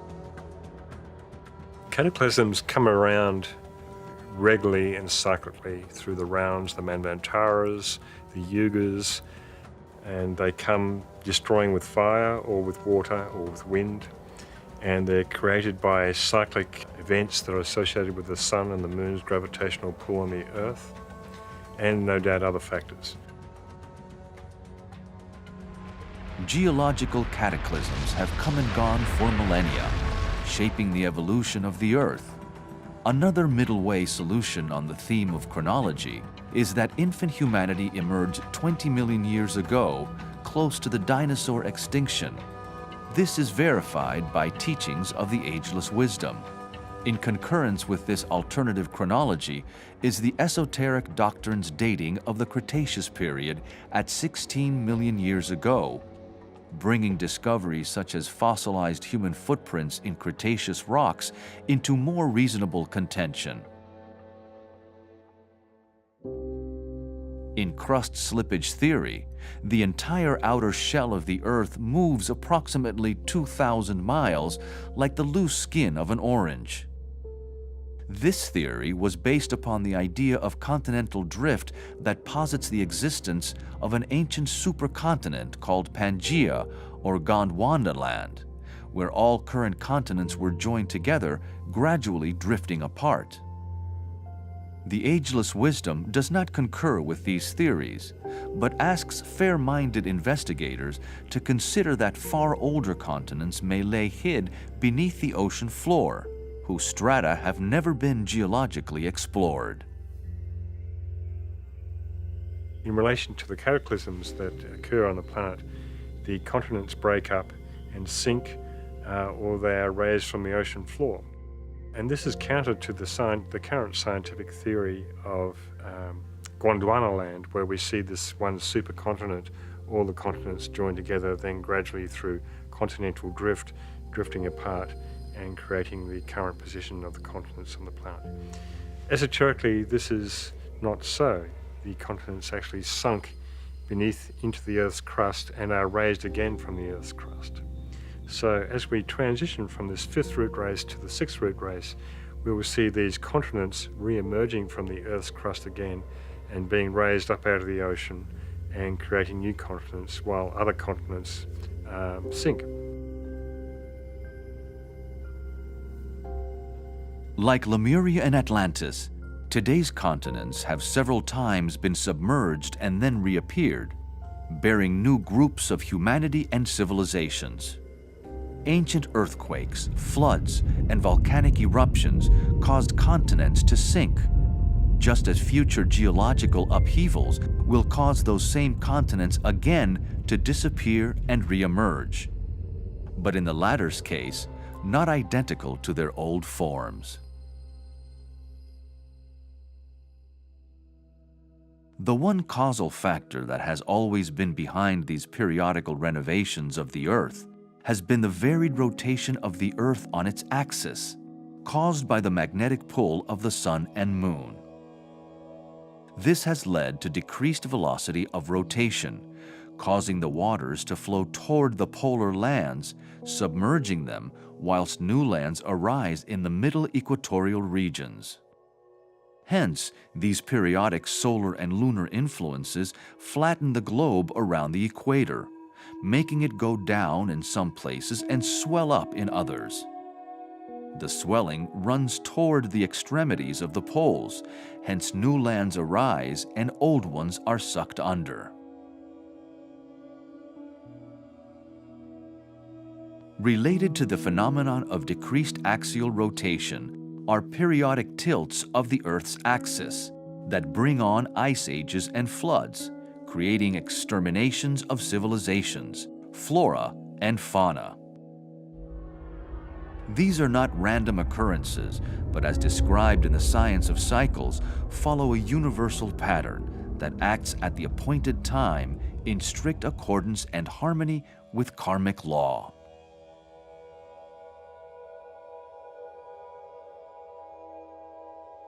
According to the ancient wisdom, there have already been 4 axial disturbances where the old continents were engulfed by the oceans, other lands appeared, and huge mountain chains arose where there had been none before. The face of the globe was completely changed, yet each time it required several thousand years of remodeling. Humanity is today approaching another axial tilt in this transition phase between the 5th and 6th root races over the next 25,000 years.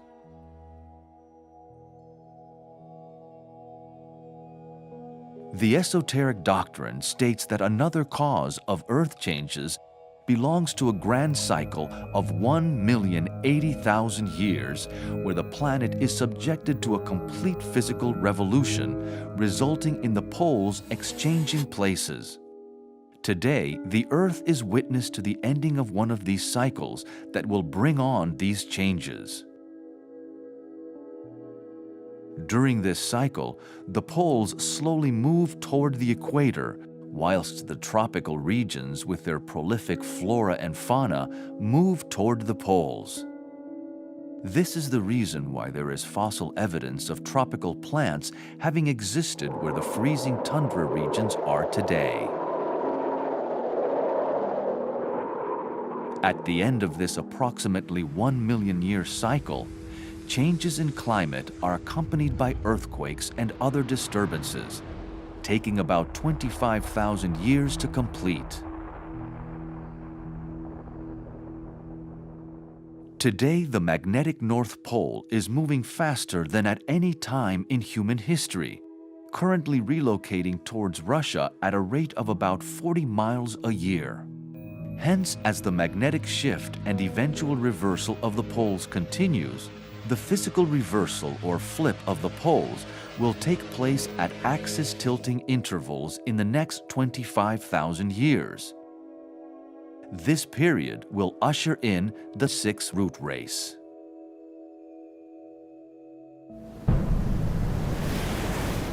The 4th and final sinking of the Atlantean continents and islands was that of Poseidonus in 9564 BC. Plato's description of Poseidon's fate as 9,000 years is a reference to this latter period for Plato's time, several centuries BC. But it is also a veiled reference to the aforementioned second major sinking of Atlantis, which took place nearly 900,000 years ago. Atlantis was not in one particular place, as many investigators seem to think. Its islands and continents were scattered around the globe. So ancient Atlantis was centered in the USA, where the USA is today, but it was scattered all over the globe. There was no one Atlantis to be found anywhere. where many books are written about this. Oh, I finally found Atlantis, but the author does not realize that Atlantis comprised many continents in the Atlantic Ocean, south of India, in the Pacific Ocean, and so forth. But we are told in the Ageless Wisdom teachings that the main continent, or the main hub of civilization of Atlantis, was centered in the USA. And so the North American Indians are actually remnants of the latter subraces of the fourth root race, of the Atlantean root race. Indeed, many of their rituals and customs are very similar to the Tibetan rituals and customs, and there have been several books written about this by academics. And so again, we have this connection. You know, there are various theories saying that they came over the land bridge in Alaska and so forth, but it more than likely has its origin with Noah and the ferrying of survivors to different parts of the world.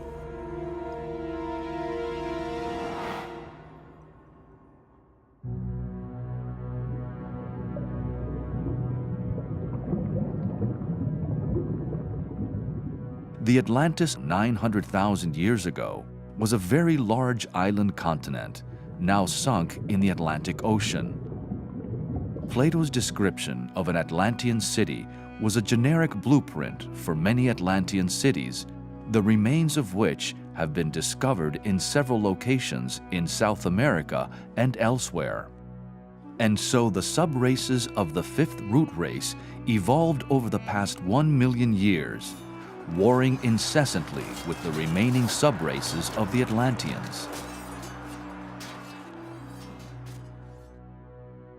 The Manu for the third subrace of the fifth root race was Abraham, founding father of the Jewish, Arab, and Afghani peoples. One character in Abraham's story was Ishmael, who represented the troublemaking capacity of the Atlantean consciousness.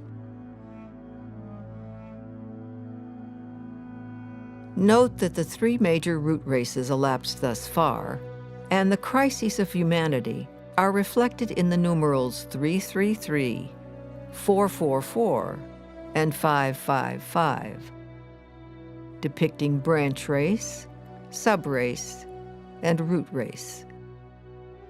The three periods in this table represent the three initiations or expansions of consciousness, representing control over the physical, emotional, and mental bodies respectively throughout the elapsed three root races.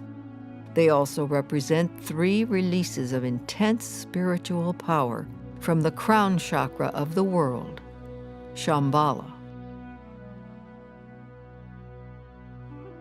Today, in Earth's crisis, it is entering the sixth branch race of the fifth subrace of the fifth root race. The sixth branch race is the seed for the coming sixth subrace, which will be the seed for the sixth root race, eventually based in South America over the next 25,000 years.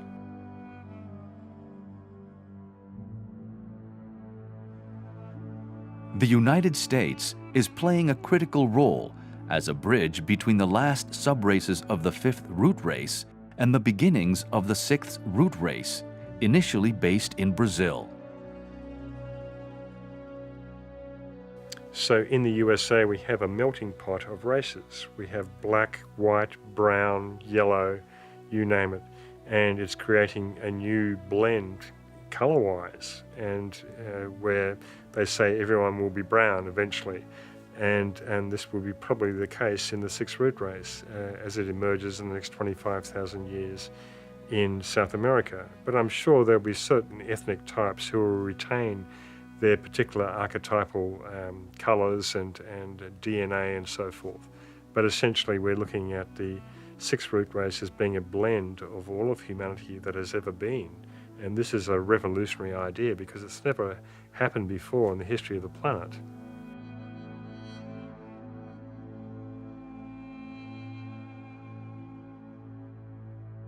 The sixth root race returns to the middle of South America, where the old power spots are gradually reawakening. The fifth root race is in its Kali Yuga cycle, just as the Kali Yuga was active in the previous cycle in Atlantis. As mentioned previously, this confusion of the Kali Yugas of the fourth and fifth root races led to major errors in chronology. It is said that ultimately, the fifth root race will be destroyed by fire, through volcanoes and earthquakes, just as the Atlantean race was destroyed by water.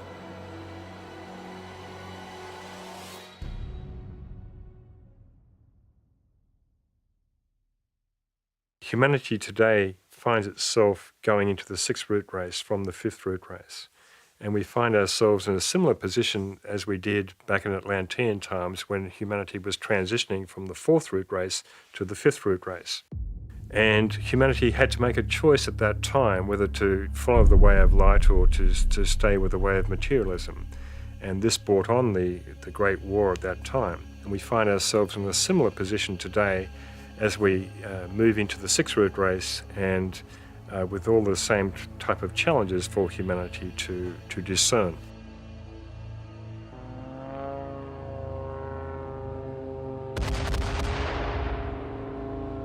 World Wars I and II are subjectively regarded as one war, a recapitulation of the ancient Mahabharata conflict, with the same forces ranged against each other, the so-called Lords of the Dark Face versus the Lords of Shining Countenance. So it's important to understand today that we are in a third phase of the World War. It currently exists in the mental plane, but depending on humanity's choice, it could go to the physical plane as it did in World War I and II. World War I and II are regarded esoterically as one war and as a recapitulation of the Atlantean War, where the same forces were ranged on both sides. And this time, in World War I and II, the forces of light triumphed. The door where evil dwells, quote unquote, was sealed.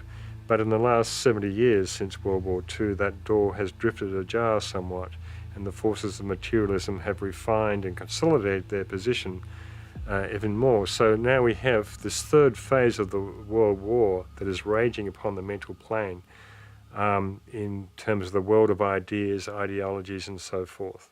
And it is through conferencing, communications, politically, culturally, and so forth, that will bring about a resolution of this problem.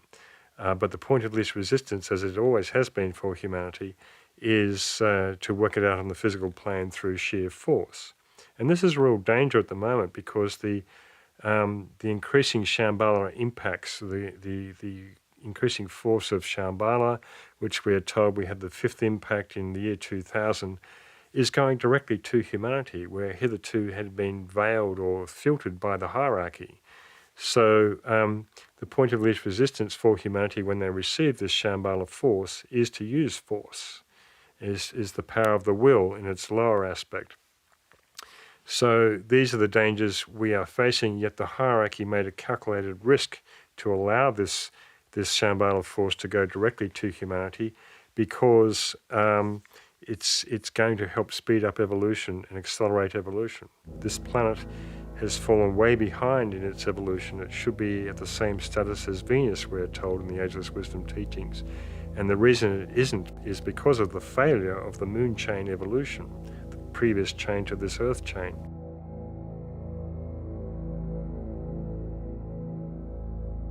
It is interesting to note also that the lost Atlantean technologies are starting to re-emerge once more in this day and age.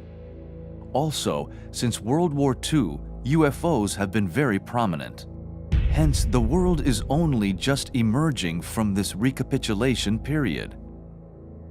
It is now upon the upward swing of the pendulum, from the middle period of the root races, but also the halfway mark of the entire planetary scheme. The war between these opposing forces of materiality and light still rages upon the mental plane, as humanity finds its way through the darkness before the dawn, toward the approaching Aquarian cycle, reminding us of William Blake's immortal words, I will not cease from mental fight, nor shall my sword sleep in my hand.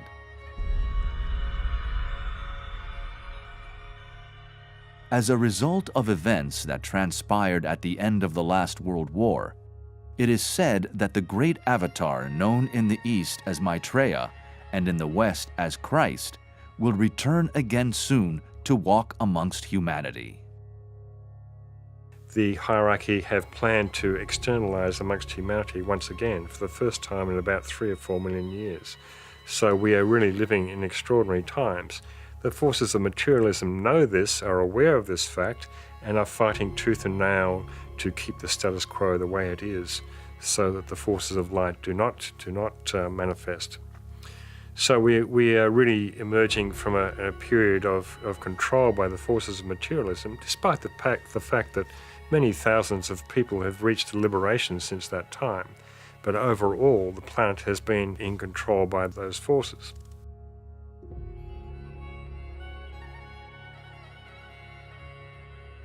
Why have the Mayans come to assume such prominence in popular thought in the past 50 years? We have been told that there will be an alignment with the galactic center, yet is the end and beginning of 2 26,000-year precession cycles.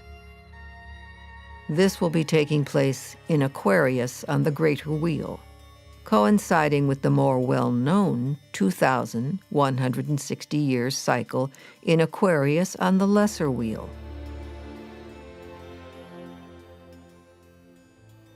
Hence, we are in a time of unique opportunity. 2 Aquarian cycles.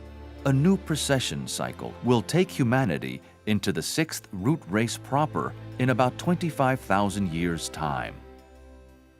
But Mayan elders and others connected to the secret wisdom do acknowledge that Earth changes will increase for the next few hundred years, and it is occurring with increasing frequency now. Humanity regards these kind of events as material disasters, yet they have always been cyclic in nature and accompany the shift of consciousness from one race to another, just as there is usually a new continent that is raised for the new race. Hence, parts of South America may sink, whilst other older landforms nearby may be raised out of the sea.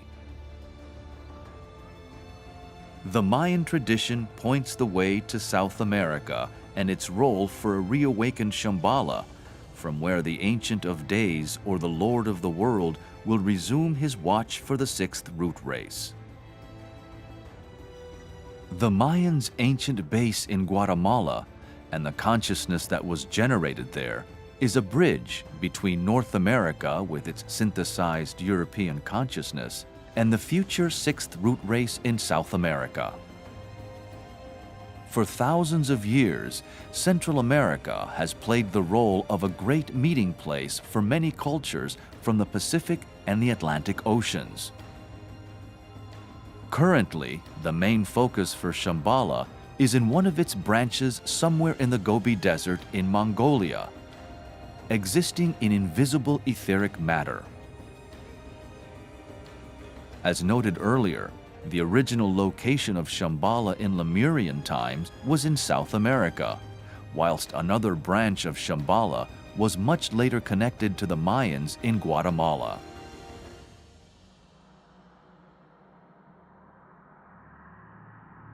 Hence, a full circle cycle approaches, where the focus of this planetary crown chakra we call Shambhala will shift to South America once more. Occult lore states that during this period, Britain will sink entirely, whilst a large chunk of California will disappear.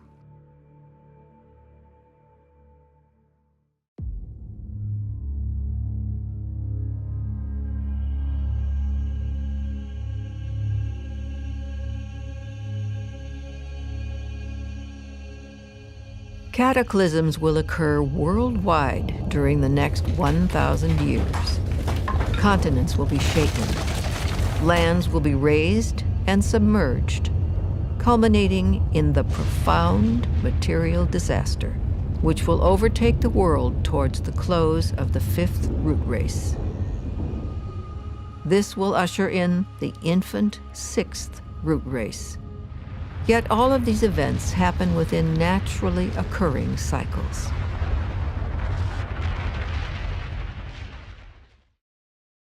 The elevation and subsidence of continents is always in progress. The whole coast of South America has been raised up 10 to 15 feet.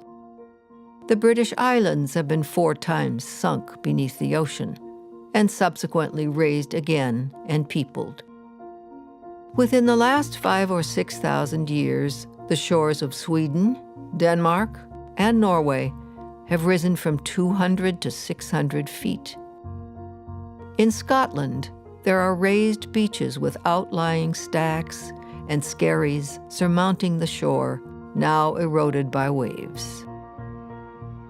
The north of Europe is still rising from the sea, and South America presents the phenomenon of raised beaches of over 1,000 miles in length, now at a height varying from 100 to 1,300 feet above sea level.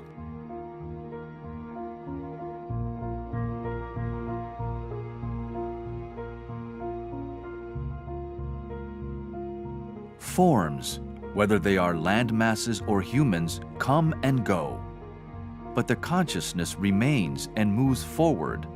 It is the soul's evolution toward liberation that is the most important factor, whether it be individual, group, racial, national, or global.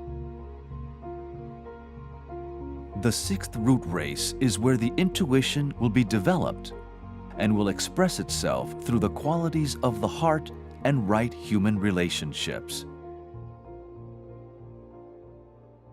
Humanity will reclaim knowledge of some of the lost Atlantean technologies, create new forms of music and art, as well as gain an understanding of the nature of the soul, reincarnation, and its true place in history. The Aquarian cycle will be an age of science, exoteric and esoteric, where the universal spiritual laws will come into a much closer alignment with our earthly laws, and a period of peace could well reign in the new Satya Yuga, or Golden Age.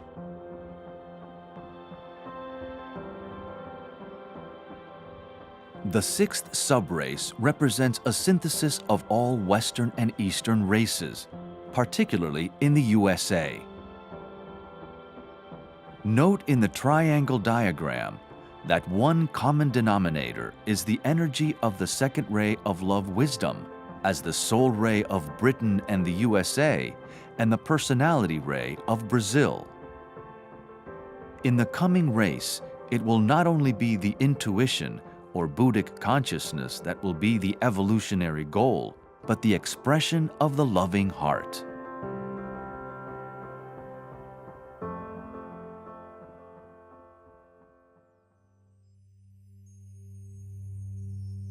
The nature of the soul is relationship, and the challenge for humanity is to demonstrate right human relations.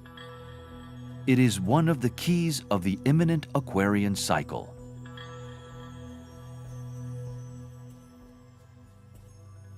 So again, just to restate, the reason for this Hidden History of Humanity project is to recalibrate chronology, to recalibrate world history, to reset the correct chronology for the unfoldment of human consciousness throughout the root races and into the present day and into the future, and to really know the story of the human soul, the unfoldment of consciousness from that individualization period back in Lemurian times through the Atlantean root races and all the karma that was created and is being worked out today. This can only be an empowering factor for humanity to help guide it into the new sixth root race which is emerging.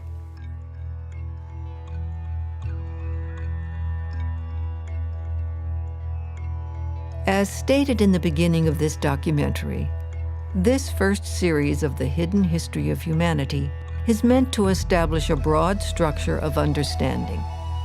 A future series will follow and fill in more detail. In the meantime, the viewer can visit the author's website or obtain various publications such as The Hidden History of Humanity, Volume 1, or The Shambhala Impacts.